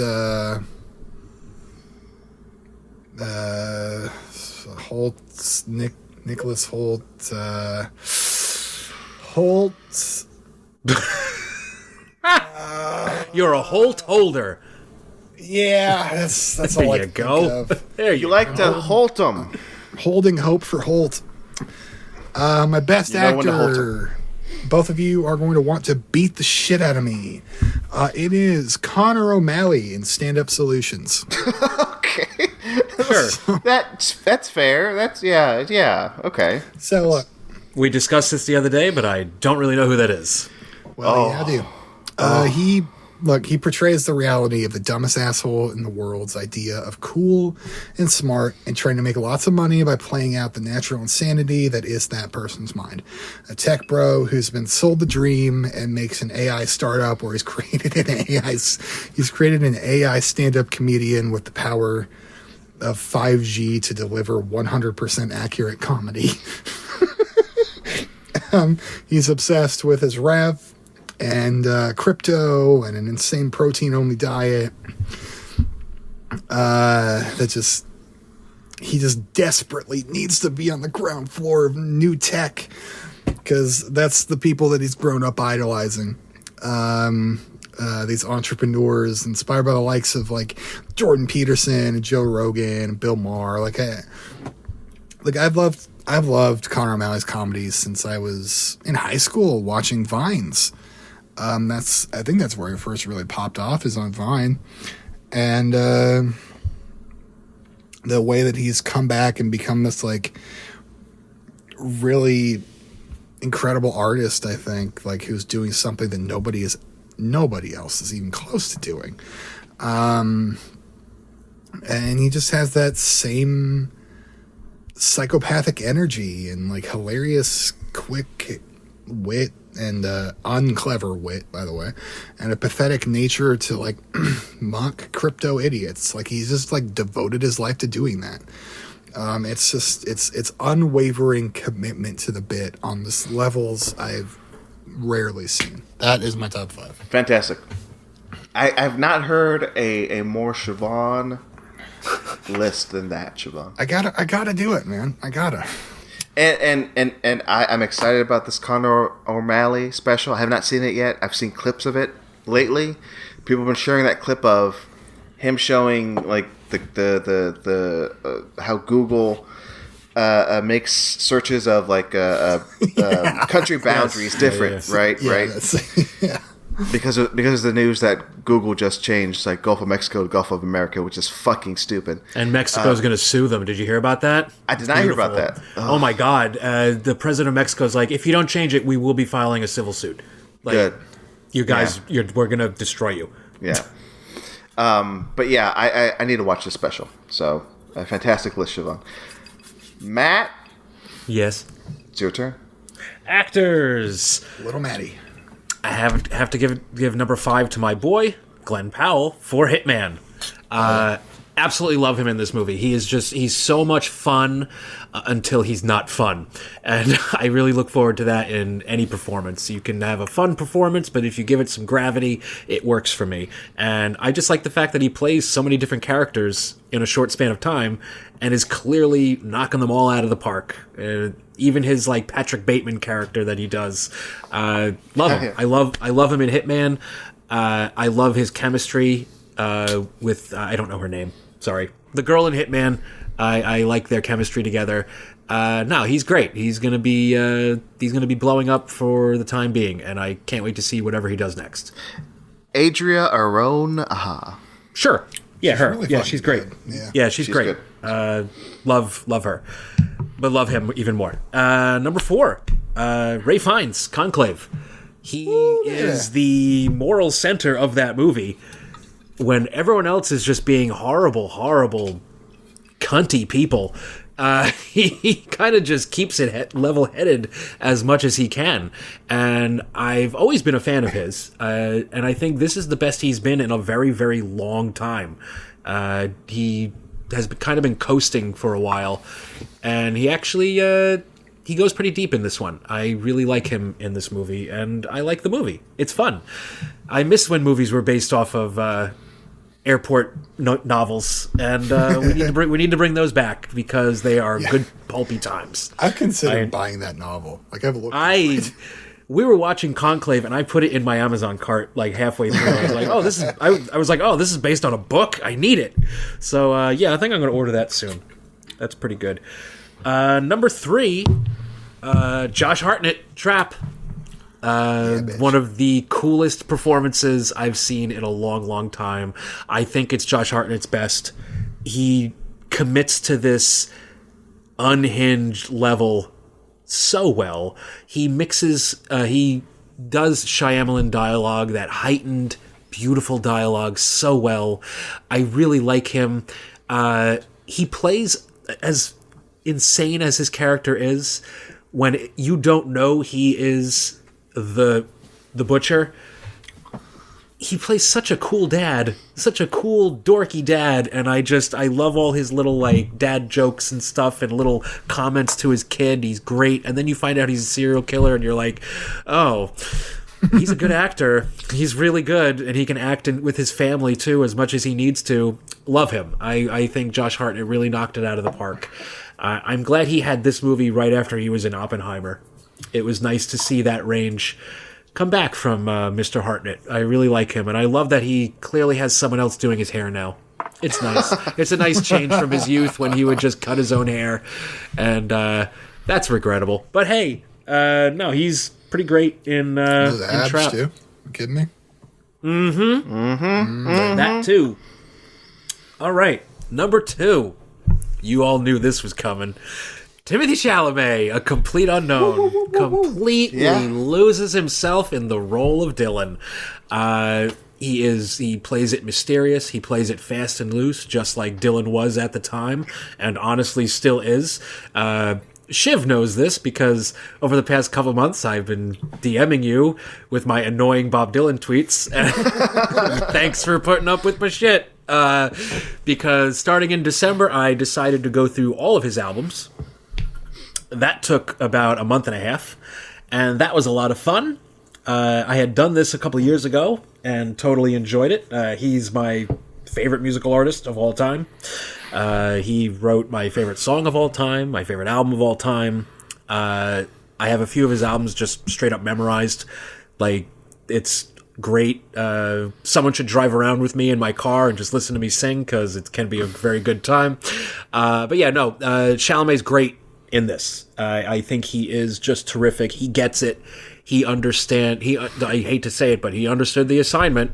You play Bob Dylan as an aloof asshole, and it works because that's what Bob Dylan was at the time. He was an aloof asshole, and then he went electric, and he got a little happier. And fuck those fans who were like, "Oh, you betrayed us." Shut up. Shut up. He's not going to just sit here with his guitar for the rest of his life and play what you want to hear. He's going to do his own thing. He's going to switch it up every album. And he did. And Chalamet is freaking great in this movie. I love him. He sounds great. He looks the part, and bravo to him. Bravo to him and Jimmy Mangold for pulling it off. What's next? Oh, number 1. Yeah, we already discussed this. Nicholas Hoult, juror number 2.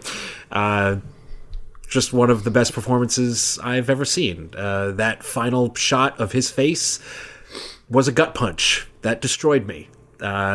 Great movie, great performance. I couldn't love it more.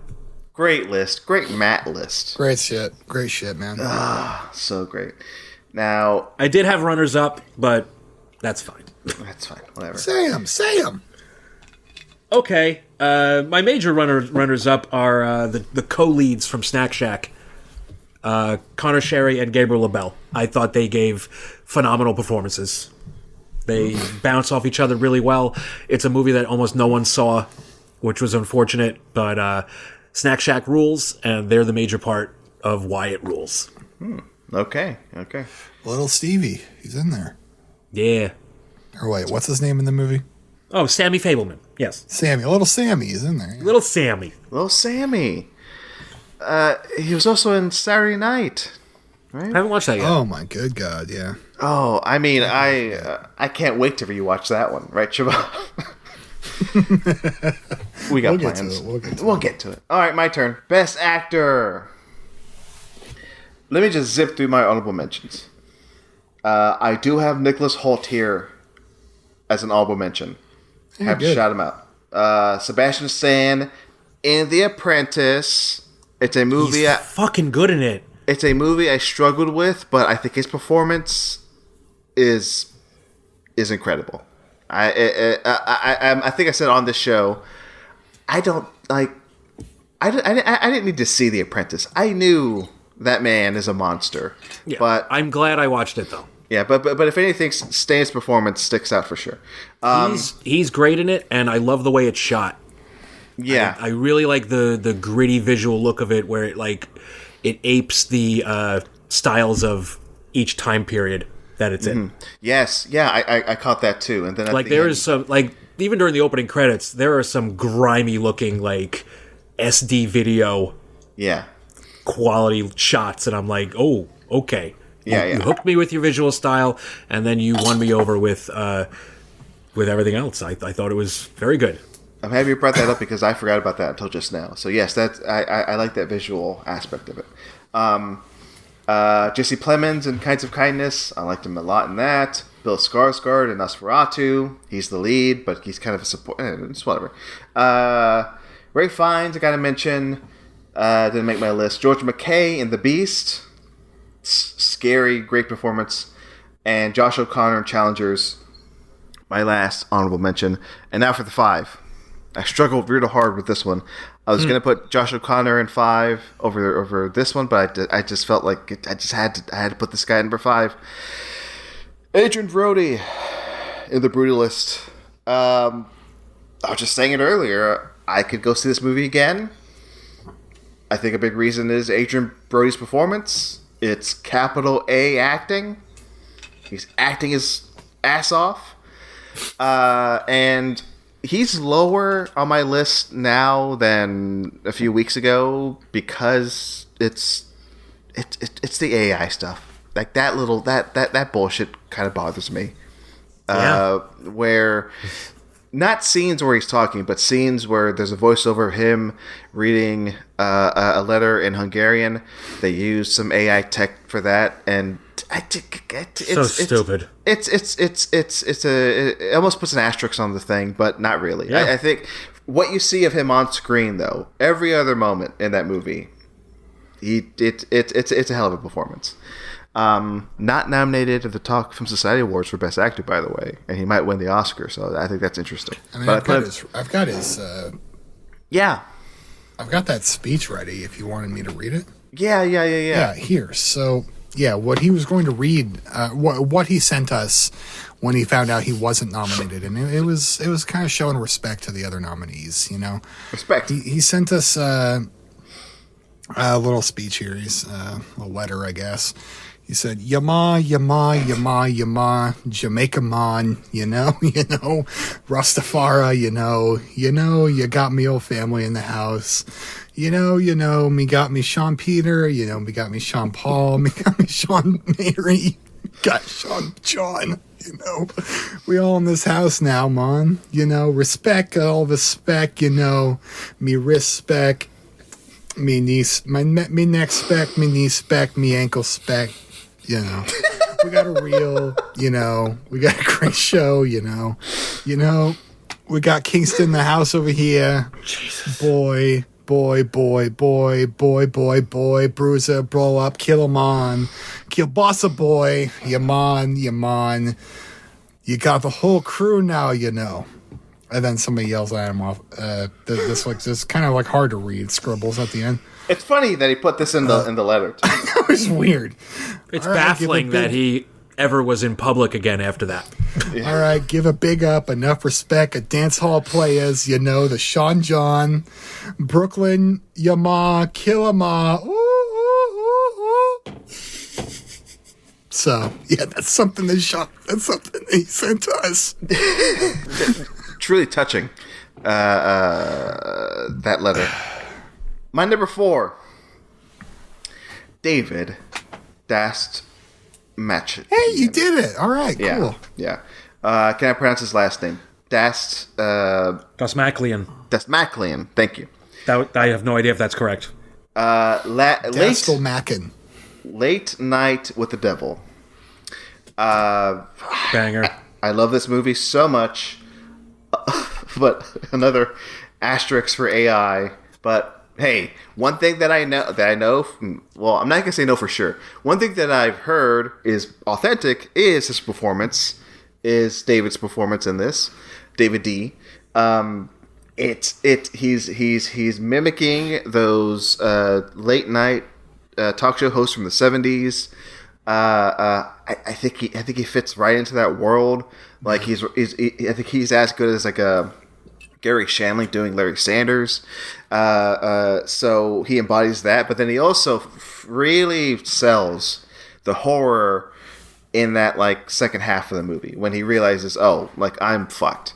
But fantastic horror performance. Have to put him at 4. Number 3, Glenn Powell. Hey, love him in Hitman. I'm glad that you called out his Patrick Bateman. Patrick Bateman. I flipped. First time seeing that, I was like, "Oh my god, he's doing it." But God, I was already on board with Glenn Powell. I have a soft spot for him because he's an Austin guy. But yeah, like this just further proved to me that he's a special talent. I really hope he gets more roles like this. And it says a lot that he also co-wrote this movie, Hitman, with Richard Linklater. I hope they do something together again soon. That really shows off his acting skills because he's incredible. Number 3. My number 2, Coleman Domingo in Sing Sing. Nice. Powerful performance. Hell of a thing to get nominated for Best Actor at the Oscars 2 years in a row. He is my pick to, like, my personal pick to win the Oscar. I know he might. I'm not sure who's going to win. It may be Ray Fiennes. Who else is in that category this year? I don't know, but you don't have the worst chances, though. I know, but if somehow Domingo pulls it off and he wins, God, I'd be floored and just thrilled for him because it's a hell of a thing to find a role like this that is so special, important, vital, and have it be like also kind of like perhaps this is the performance of his lifetime. Like this is incredible.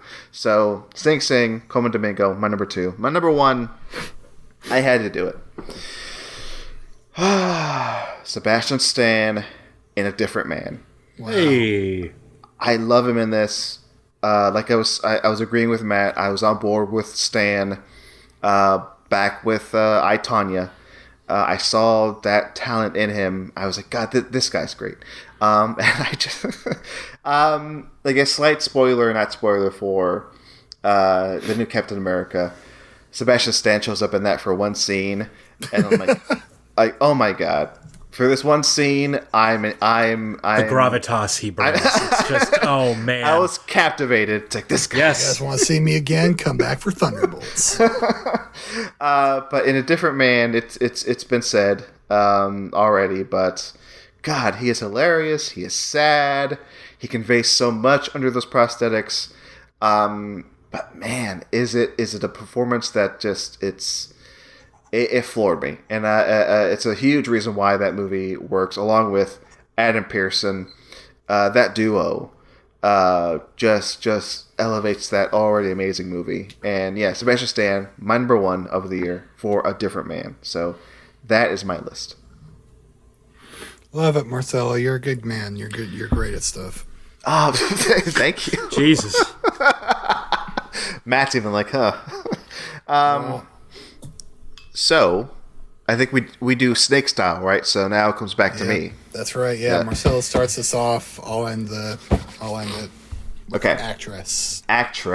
All right, here we go. I'm gonna keep talking. Female actor. Yes, I have a few honorable mentions as well for this. I gotta mention Juliette Jarapi. Oh, you gotta. For Red Rooms. Sure. Holy hell. Red Rooms. Anya Taylor-Joy for Furiosa, another honorable mention. This was mentioned earlier. Civil War. I gotta mention Kirsten Dunst. In a weaker year, I think she would have been nominated for Best Actress. And also, she would have made my top 5 if it weren't for these are other amazing performances. But she's really good in Civil War. I gotta hand it to her. Maureen Jean Baptiste for Hard Truths, and Fernanda Torres for I'm Still Here. Great performances in those movies. Hunter Schafer, Cuckoo, fantastic horror performance. Pamela Anderson in The Last Showgirl. I love that movie the more I think about it. Nicole Kidman in Baby Girl. Nicole Kidman, Jesus Christ, another all-timer for Nicole Kidman, in my opinion. Baby Girl, loved it. And my final honorable mention, Vera Drew with The People's Joker. Almost made it in, but fuck it, I love these top 5 even more. Fuck incredible. Her. Fuck Vera. Number 5, Zendaya, Challengers. It's not that I... almost kind of like what I think Siobhan was saying about Sebastian Stan. I don't think I was fully on board with the Zendaya up until recently. And Challengers is the one. I think I finally realized, I get Zendaya. It's like I get it now. Layered performance. It's a movie where I don't fully know every character's motivation, but I don't care. I just enjoy watching them interact and make mistakes, fuck up, be motivated by their self-interest within other people. God, she conveys it all in this performance. Excellent performance from Zendaya. That's number 5. Number 4, Mikey Madison in Anora. If Anora ends up winning Best Picture, I've seen people say, usually when a solid female performance is at the center of a Best Picture winner, that female performance also gets Best Actress.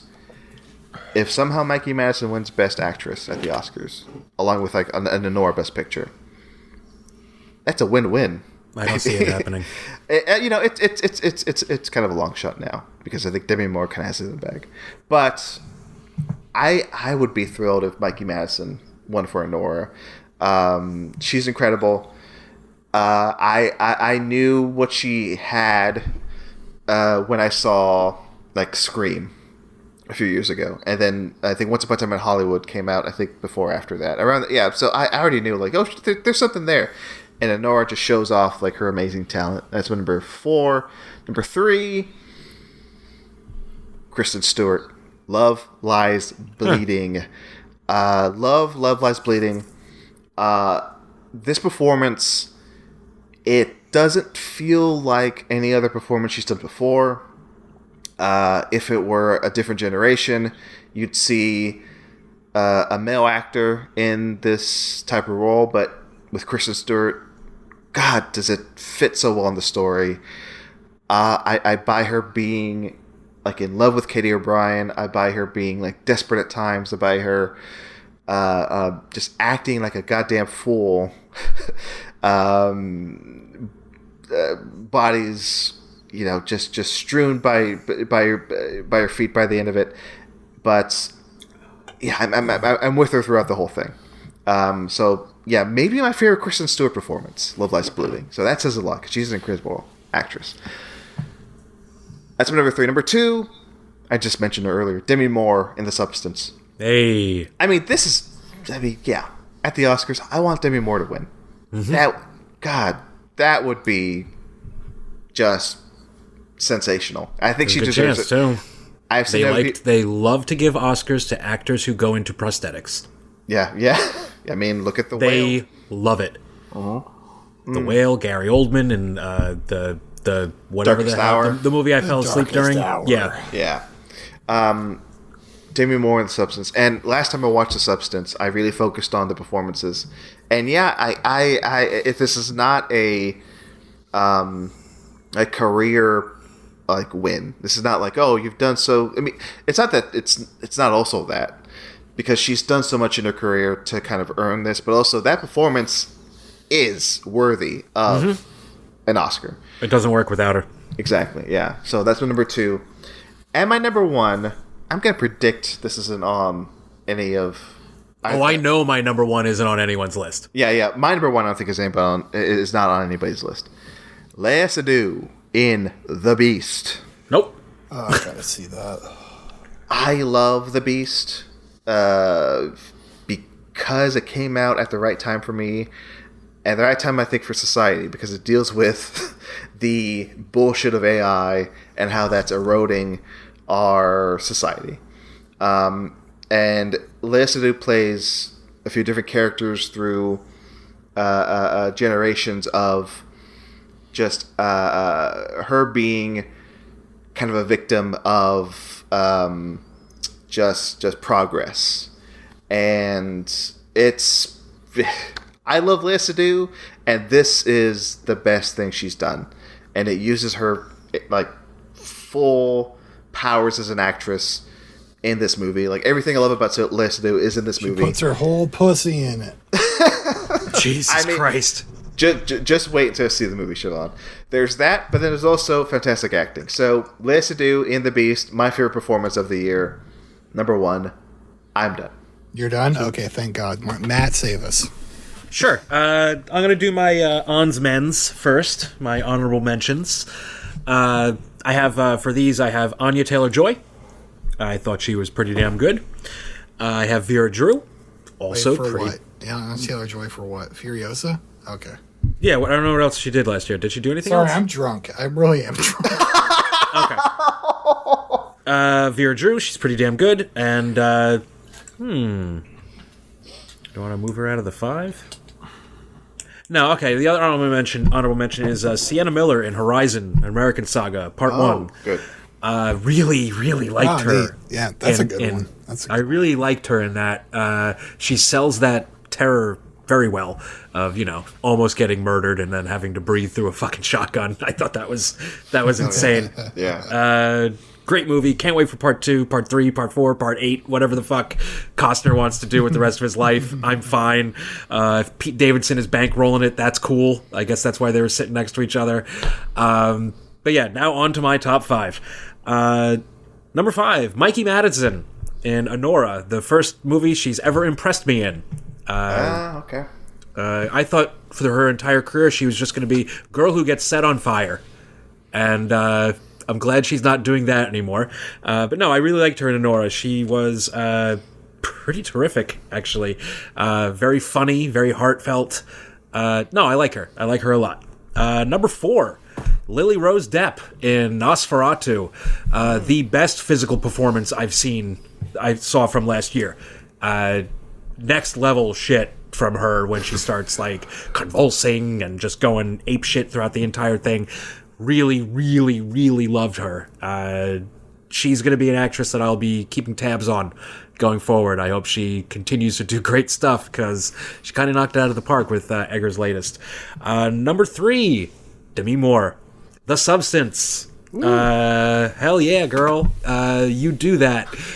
I loved her in this. Like I said when Marcelo was talking about The Substance, the movie wouldn't work without her at all. You needed someone like that to actually bring it to the forefront, and good Lord, she's great. Great, haunting performance. Number 2, I have a twofer. Well, one actress, 2 movies. Zendaya in Challengers and Dune Part 2. I thought she was great in both of them. I like how she was finally getting around to playing an adult in Challengers. That was really nice. That was a nice upgrade for her acting career. I've been a fan of her for a while, but it's Challengers that really solidified the fact that, oh no, I'm a fan. You're good. You played those 2 boys like a fiddle. Good for you. You're a great fiddleist. I guess that's what it would be called. And she's great in Dune, who's basically like, my boyfriend sucks. My boyfriend sucks. Fine. Do whatever you want, man. Take over the universe. I'll be with you, I suppose. My number 1, I knew this wasn't going to be on Marcelo's list. I don't even think it's going to be on Shiv's list. Nell Tiger-Free in The First Omen. Not only the best horror performance I saw last year, but the best overall performance I saw last year. She really digs deep. Absolutely loved her in this movie. And she really just throws herself at all this ghastly, gnarly imagery that the director threw at her. Love that director, too. Can't wait to see what the hell she does next, because damn, she's fucking good. Nell Tiger-Free, not only does she give the greatest performance I saw last year, her name is cool. Yeah. Her middle name is Tiger. That's dope. That's well, they nominated at the Talk Film Society Awards. Yeah, bravo to her. Cool. Bravo to her. My turn? Yes, Fantastic list. Fantastic list from Matt. Siobhan, finish us off. All right, time to take you boys to completion. It is. My honorable mention, Sydney Sweeney for Immaculate. I put her on my list last year without even knowing who she was. I put her down for a TV movie called Reality, where she played Reality Winner. And look, hey, she's been knocking it out of the park. Or should I say, knockers it out of the park. Those big natties. Oops. Hunter Schafer for Cuckoo. All right. Next. Naomi Scott. She would be my number 6 for Smile 2. I think she's really excellent in that role. I like her. All right, number 5, Mikey Madison and Nora. Hey. What a surprise. You know? that bitch that killed Dewey, she is one of the most charming performances of the year. Evil woman. Evil. Sickening woman. That's why Matt doesn't like Mikey Madsen. That's why my husband doesn't like her. Okay. That's fair. And yeah, getting him to watch Anora is going to be a chore. Obviously, she's great in Nora. Number 4, Demi Moore. Hell yeah. Substance. She has really good titties. Jesus Christ. Siobhan is drunk. Lady Gaga. Joker follow you do. The subversion of this character of Harley Quinn is the obsessive being the one to seduce and manipulate Arthur and turn her into what she wants him to be, which is ultimately not what he is. It's a good flipping of the script for that character. Amazing flipping of the script. And Gaga's singing, of course, is phenomenal. I mean, it's just... I don't know to fucking tell you that. Have you heard Lady Gaga singing? It's pretty good. Totally unique style or brilliant showmanship. And then the viciousness of the character is like kind of... I don't know, it's something that she like carries from her music videos where she's like really like dark and fucked up, you know. Number 2, Zendaya, The Challengers. Hey. This goddamn snake in the grass. She has these boys wrapped around her little finger, and I loved every second of it. This duplicitous, manipulative snake in the grass, but there is a great emotional core to it, and it's a really complex performance, and it's just goddamn she's good. I'll join Marcelo. I think he said that Zendaya was never really on his radar. Where I was just like, yeah, like she's on it now. Like she can do something like Challengers. She can do it all. Number 1. Marcelo and Matt's honorable mentions. Vera Drew in The People's Joker. Hey. Look, she's hilarious. She's vulnerable. She's full of heart. It is no exaggeration to say that Vera, and particularly her performance in this film, changed my life. And I don't think I'm the only one. Forgive me for what it's going to sound like hyperbole, but I assure you, and I firmly do believe this, this is a historically important performance that will transcend time and be appreciated decades from now, should we get there. Everything else I've listed on this list, and the male actors list, I think is fleeting to a point and great for the moment. But I think Vera Drew as Joker, the Harlequin, is eternal. And that I also think that she should be one of the Eternals. So... Beautiful. Yeah. Look, Vera, and look, disclosure, I know her. And she's been on shows before.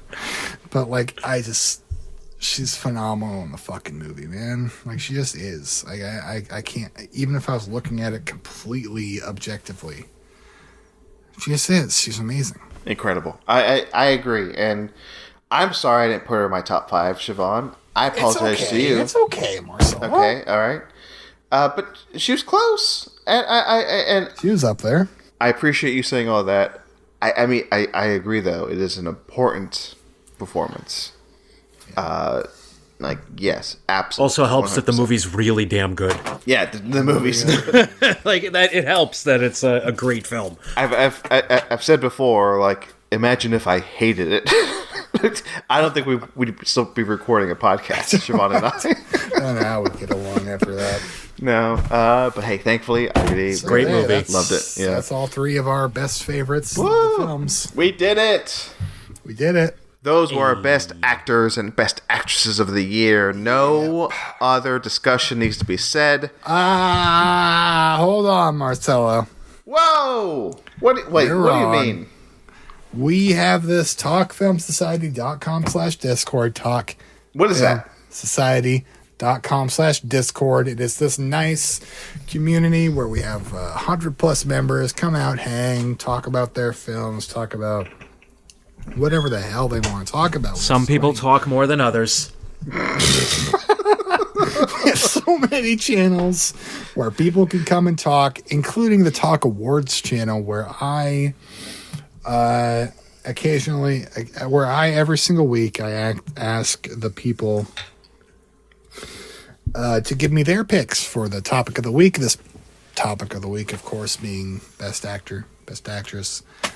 And I will now go through the responses of the few people that decided to help us out and give us their responses. First up, we have somebody that's... Look, I'm just going to read their responses. We'll talk about them later, okay? Okay. This is friend of the site, Sam Shot First. He gives us his lead actress performances for Demi Moore in The Substance. He says Katie O'Brien in Love's Last Bleeding. Great. Zendaya in Challengers. Nell Tiger Free. Oh, hey. The First Omen, joining Matt. Sweet. Lupita I was Nyong'o. right.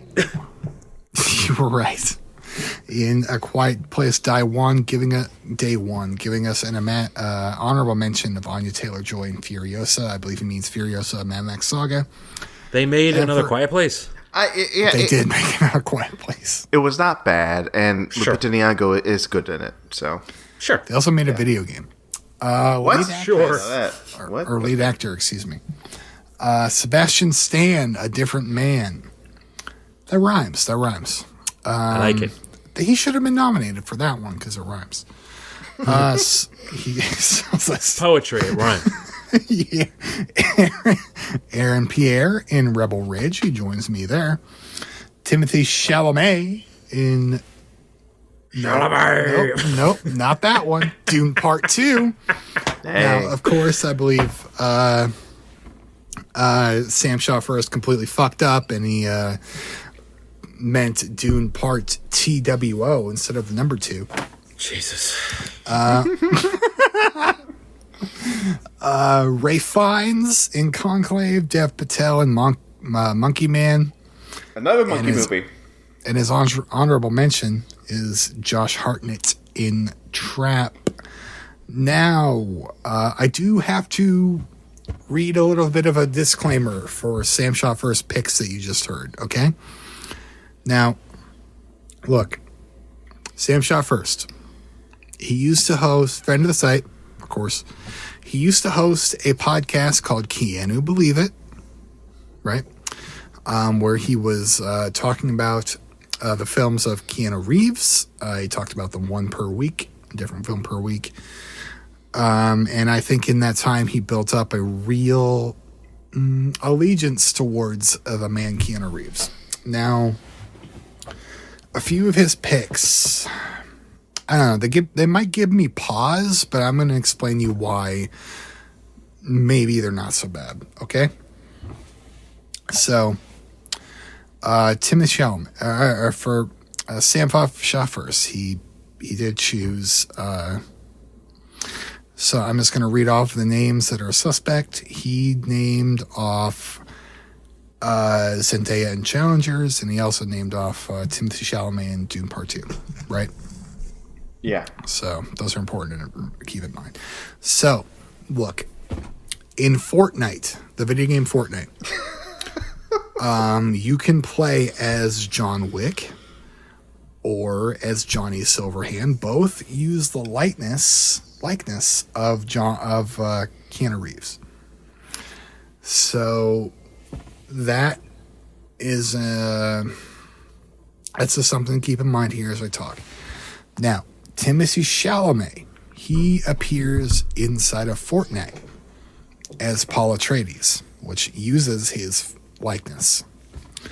And Zendaya appears in the game as both Chani from Dune and MJ from Spider-Man, using the same likeness as Zendaya. And she even gives the voice for MJ. So you might think like maybe there's some crossover there, maybe there might be some way of cross-pollination that that Sam gets obsessed with playing John Wick in Fortnite or Johnny Silverhand, and he sees Paul Atreides or he sees MJ, and I just want to tell you that, look. So one, Keanu does not provide. What are we doing? A voice for these two characters. Okay. What are we doing here? Only his likeness. He doesn't provide a voice, just his likeness. Two, Matt is walking away. I know Sam. I know Sam. All right, I'm gonna go too. Just Siobhan, keep talking. I know Sam. Okay, I know Sam is running circles around all these bitches. He's sifting heads left and right with the metal loadouts, 360 no scopes, racking up the dubs, tactical movements, and the most elite building strats. He does not discriminate. If anybody enters his line of sight, they're at St. Peter's before they know what even hit them. He's probably never even noticed an MJ because he's too busy blowing her face off with a perfect precision shot. And surely he's had to kill a Johnny Silverhand or two while he's playing John Wick, or vice versa. So I think not only do we let this one slide, I think that we actually rescind just one of Sam Schoffer's many party fouls that he's accrued this season. Okay. But, of course, once a party foul has been issued, it can't just disappear. It has to go somewhere. And I think that this one should go to Thomas Mariani, a.k.a. Tommy Marinara, the Big TM, the Transcendental Meditator, the Taxman, the Terminator Machine, the Titty Meister himself, former co-host of Double Edge Double Bill, current co-host of Cinema to the Letter with his fellow leather boy, Brian Andrade, patreon.com/cinema 2-letter, that's number 2. Thomas Mariani for not submitting this week because he wants people to tune in. Because he wants people to tune into his own awards, the LOCE Awards, the Loki Awards, which I don't know what that stands for. My best guess is Little Oily Cum Eaters. It might be his first party foul, but I think he can take it. Right? Do I continue or not? Keep going. Listen, Matt's not there, so whatever. Yeah, it's fine. Siobhan, keep going. Next up, Jay McMillan. Keith Kupfer for Ghostlight. He mentioned that when he was on our episode. Coleman Domingo, Silent Sing Sing. Hey. Adrian Brody, The Brutalist. Rafe Fiennes, Conclave. Raul Briones, La Cochina. His lead actress picks, Jay McMillan's. Marianne Jean-Baptiste, Hard Truth, which also was talked about in depth last week. Demi Moore, The Substance. Maggie Madison, Honora. Mzia Arabulia, Crossing, excuse me, I don't know how to pronounce that name. And Zendaya for Challengers. Hey. Noah. What's that? I said, hey, Challengers. Hey. Noah Cassidy here gives us his best actor picks. Justice Smith. I'm back. I Saw the TV Glow. Josh Hartnett in Trap. Sebastian Stan, A Different Man. That rhymes. I don't know if you've noticed that before. Nicholas Holt, Juror Number 2. Adam Driver and Megalopolis. I think that one's fascinating. I considered him. I don't know. I hope to one day do an episode on Megalopolis. We should do a commentary. I mean, I'm not opposed, but also, where's the disc? Why isn't it out yet? Yeah. I was looking that up. Not? I was looking that up the other day. I mean, I don't know. I've seen the Criterion rumors, and that would be a fucking insane Criterion. Yeah, I've seen that rumor going. Wild. I'm sure when Coppola was in the Criterion Closet, he pulled someone aside and strong-armed him. Hey, motherfucker. Listen, I'm going to put you in the sauce if you don't. I'll give you Outsiders if you also take Megalopolis. And they're like, okay, yeah. Yeah. Noah Cassidy's best actress picks are... Y'all want Dracula? Hey, Marcelo, you chose this one. Juliette Gariepy, Red Rooms. Yes, love that pick, yes. Micah Monroe for Long Legs. Mm-hmm. I like her. Naomi Scott for Smile 2. I almost chose her. Mikey Madison for Honora. I know her. And Margaret Qualley for Drive Away Dolls. Hey, I love that pick. Interesting one, right? Am I crazy for thinking that's interesting? Not crazy. The only reason why it hasn't come up for me is because it came out so early last year that it kind of just disappeared from my mind. I haven't seen that yet.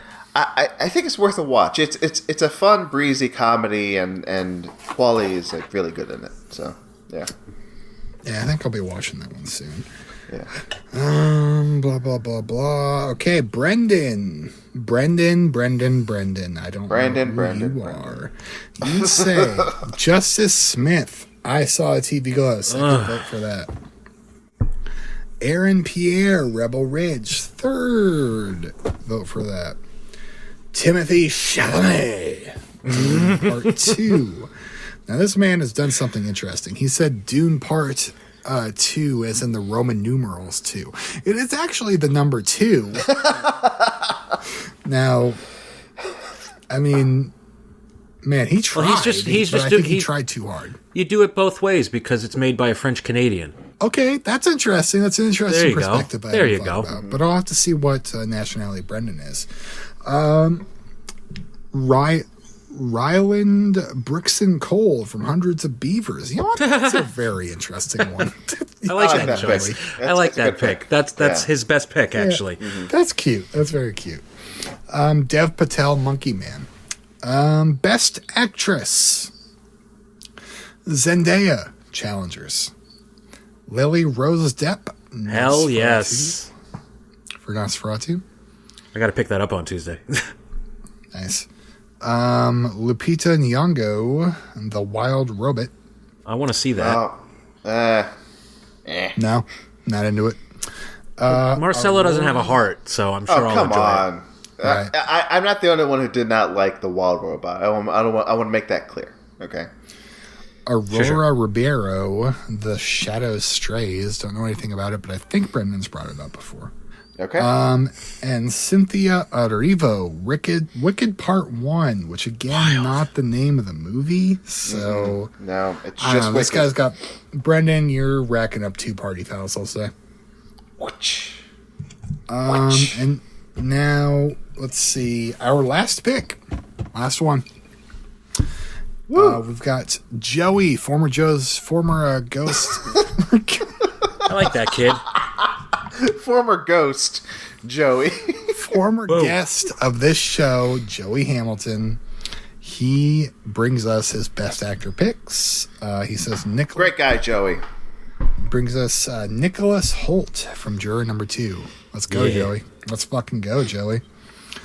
Josh Hartnett, Trap. My man. King.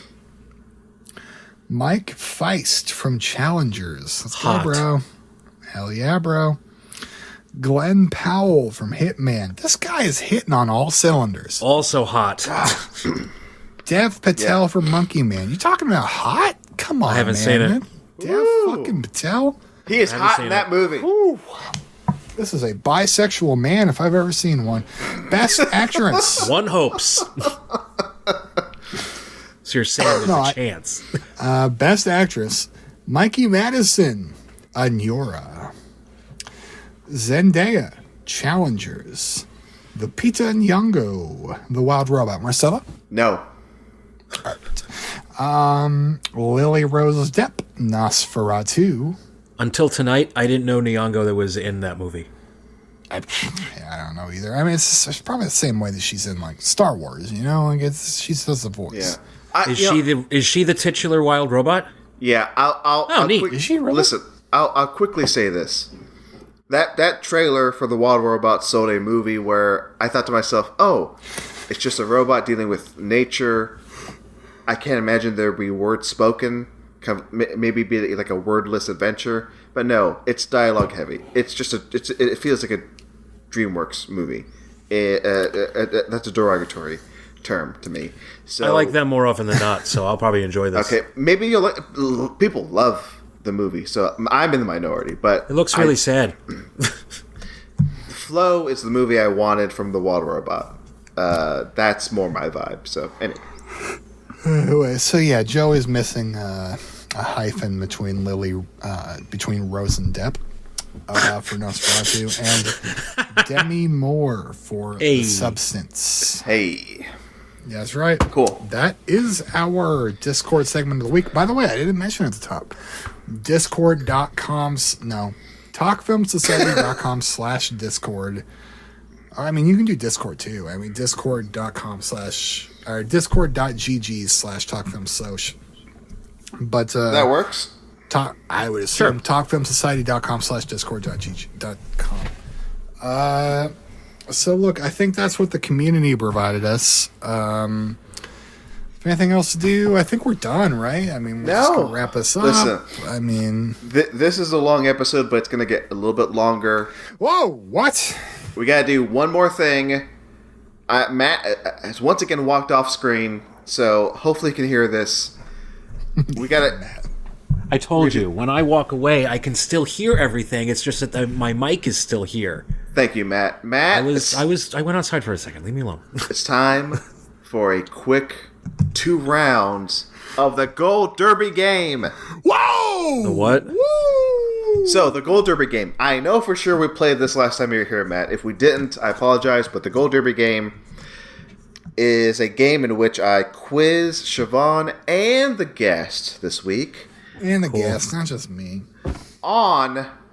it used to be Siobhan would have to guess who's in the top 5 in the Gold Derby rankings. The Gold Derby website. The Gold Derby website is a website in which so-called experts, random yahoos, they all come to this website and they try to guess the nominees and winners of various awards. So sure. They do that for Grammys, they do it for Emmys, they do it for Oscars. Yahoo's, goldderby.com, you know. So, Siobhan and Matt. And Matt, not just me.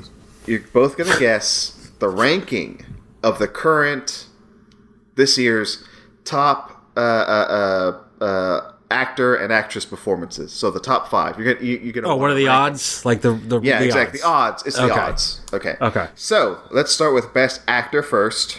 Sure. Siobhan goes first here. Then we'll switch it. So Siobhan, you have to guess in order, because if you get these in order, you'll get points for whichever ones you get right. So in order, let's go from 5 to 1. The best actors according to Gold Derby. What do you think that is? Okay, so this is actor in a leading role. Right? Actor in a leading role, yes. Okay. So, my number 5. Oh, sorry. Before we begin, the Marcelo fucks up rule is in effect for Siobhan and then Matt. The first thing you get wrong, I will call out. And they'll give an advantage to both of y'all. You'll see. So, Siobhan, go ahead. Actor. Number 5, Sebastian Stan, The Apprentice. Okay. All right. Number 4, Coleman Domingo, Sing Sing. Okay. Number 3, Ray Fiennes, Conclave. Okay. Number 2, Timothy Chalamet, Complete Unknown. Number 1, Adrian Brody. So, usually I chime in when Siobhan gets something wrong, but Siobhan, 5 out of 5, you got him right. Neat. From 5 to 1. Sebastian Stan, Coleman Domingo, Ray Fiennes, Timothy Chalamet, Adrian Brody. I did not have to chime in to correct you. Siobhan, you got him. Let's fucking go, dude. Matt, sorry you can't join in, but yeah, Siobhan just cleared that Let round. Matt go first on actress. Yes, so with actress, Matt, hopefully you have the actress list handy. I'm looking at it. Okay, so according to Gold Derby, again, a website filled with yahoos who all think they're experts. So I'm going 5-1, right? Yeah, odds. Okay. From 5 to 1. And if you get something wrong, I'll correct you once, and then you can keep going. So from whenever you're ready, from 5 to 1. Go ahead. All right. Number 5, Carla Sofia Gascon. Didn't even have to think about that one. Number 4, Cynthia Erivo for Wicked. Okay. Number 3, Fernanda Torres for I'm Still Here. Incorrect. Oh, shit. Ooh. Okay. Okay, keep going. Okay. Mikey Madison for Honora. Okay. Now Fernanda Torres. And then Demi Moore. Okay. So, according to Gold Derby, here's the top 5. Number 5, of course, Carla Sofia Gascon. No surprise there. That ship sank so fast. Holy shit. Oof. Oh my god. It's so bad that normal people are asking me about it at work. Wow. Like, people know me as the movie guy. I've had customers and coworkers be like, so what the fuck is up with this? Crazy. Number 4, Erivo. Number 3, this is where you got it wrong, but you fixed it. You course corrected. Madison, number 3. 2, Torres. 1 more. So, Matt, congrats. You got it. Honestly, it is her year to lose. Yeah, I think so. Like, she's going to have to fuck up bad. Like, something bad is going to have to happen. She hits someone with, like, her oversized spatula that she has or some shit. I said it before. I think because she has the coolest hobby ever. I don't know if you've heard about this. Wait. What is it? Her hobby is collecting oversized things that still function as the thing that it's supposed to be. So she has, like, she was on some talk show. She has, like, a 3-foot pair of scissors. That's like a functioning, like, metal pair of scissors. She has a 6-foot tall clipboard with a giant, like, pencil. This is insane. And yeah, like, she collects, like, giant things of little things. Like she has a big spatula. Like, that is such a weird actor rich person hobby. It is so fucking fascinating. Like, she collects large things. Like it's so fucking weird. Anyway, go on. No, that was it. Like, good for her. That's a fun hobby. That's amazing. That's better than anything that I was going to say. Before we go, we forgot to do this last episode. We have to go around and choose who we think's going to win.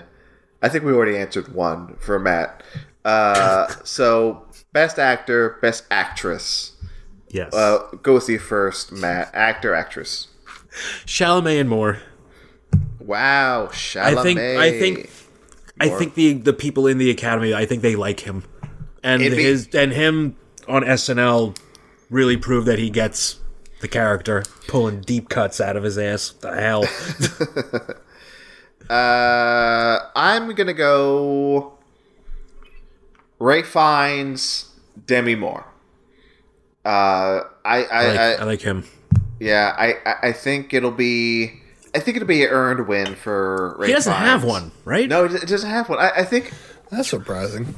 It's more on the side of a career Oscar than although he is good in Conclave. I agree. He's good. He has been nominated in since '97. Yeah. That's insane. It's been too long. I think he is a great actor. But I see it as I think he can pull it off. So I'm choosing him and Demi Moore. It's been said. Other than my worry is that Fernanda Torres might have recency bias because it got that surprise Best Picture nomination, and more people are going to be watching that movie.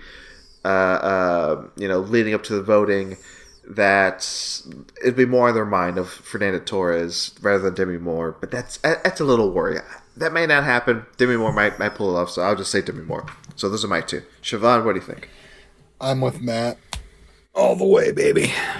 Hey. Chalamet and Moore. Chalamet. I've got hiccups. You got hiccups? Good luck editing around those. I can do it. And those are our picks.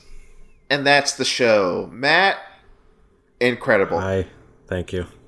What a... I had fun. This was good times. What a performance from Matt Curione. Before we go, plugs, where can the people listening find you online if you wish to be found? Matt. Everywhere at The Real Matt C. That's me. There you Literally go. Everywhere. I just hit 1,000 on Blue Sky, so follow me over there. Ooh, nice. Oh, it happened. Fuck. It happened. Wow. Siobhan, anything to plug? No, follow me at Junkblader, JUNKBALDR. As for me, talkfilmsociety.com. Listen to the shows that I edit. Some of them I'm on. Listen to sequels. I edit that and I'm not on that. Listen to Stage to Screen. Listen to Soderbergh Manifesto. Listen to Have a Nice Apocalypse. Listen to me eulogize my dead mom. Please do. Fantastic episode. And The Record Party coming back soon. That's it. Thanks again, Matt. Siobhan. Had a blast. Let's close this like we do every single episode. Hey, see you at the movies. No, I see you at the Oscars. No, I see you at Richard Kelly's next movie premiere. No, I don't say that. All right, bye.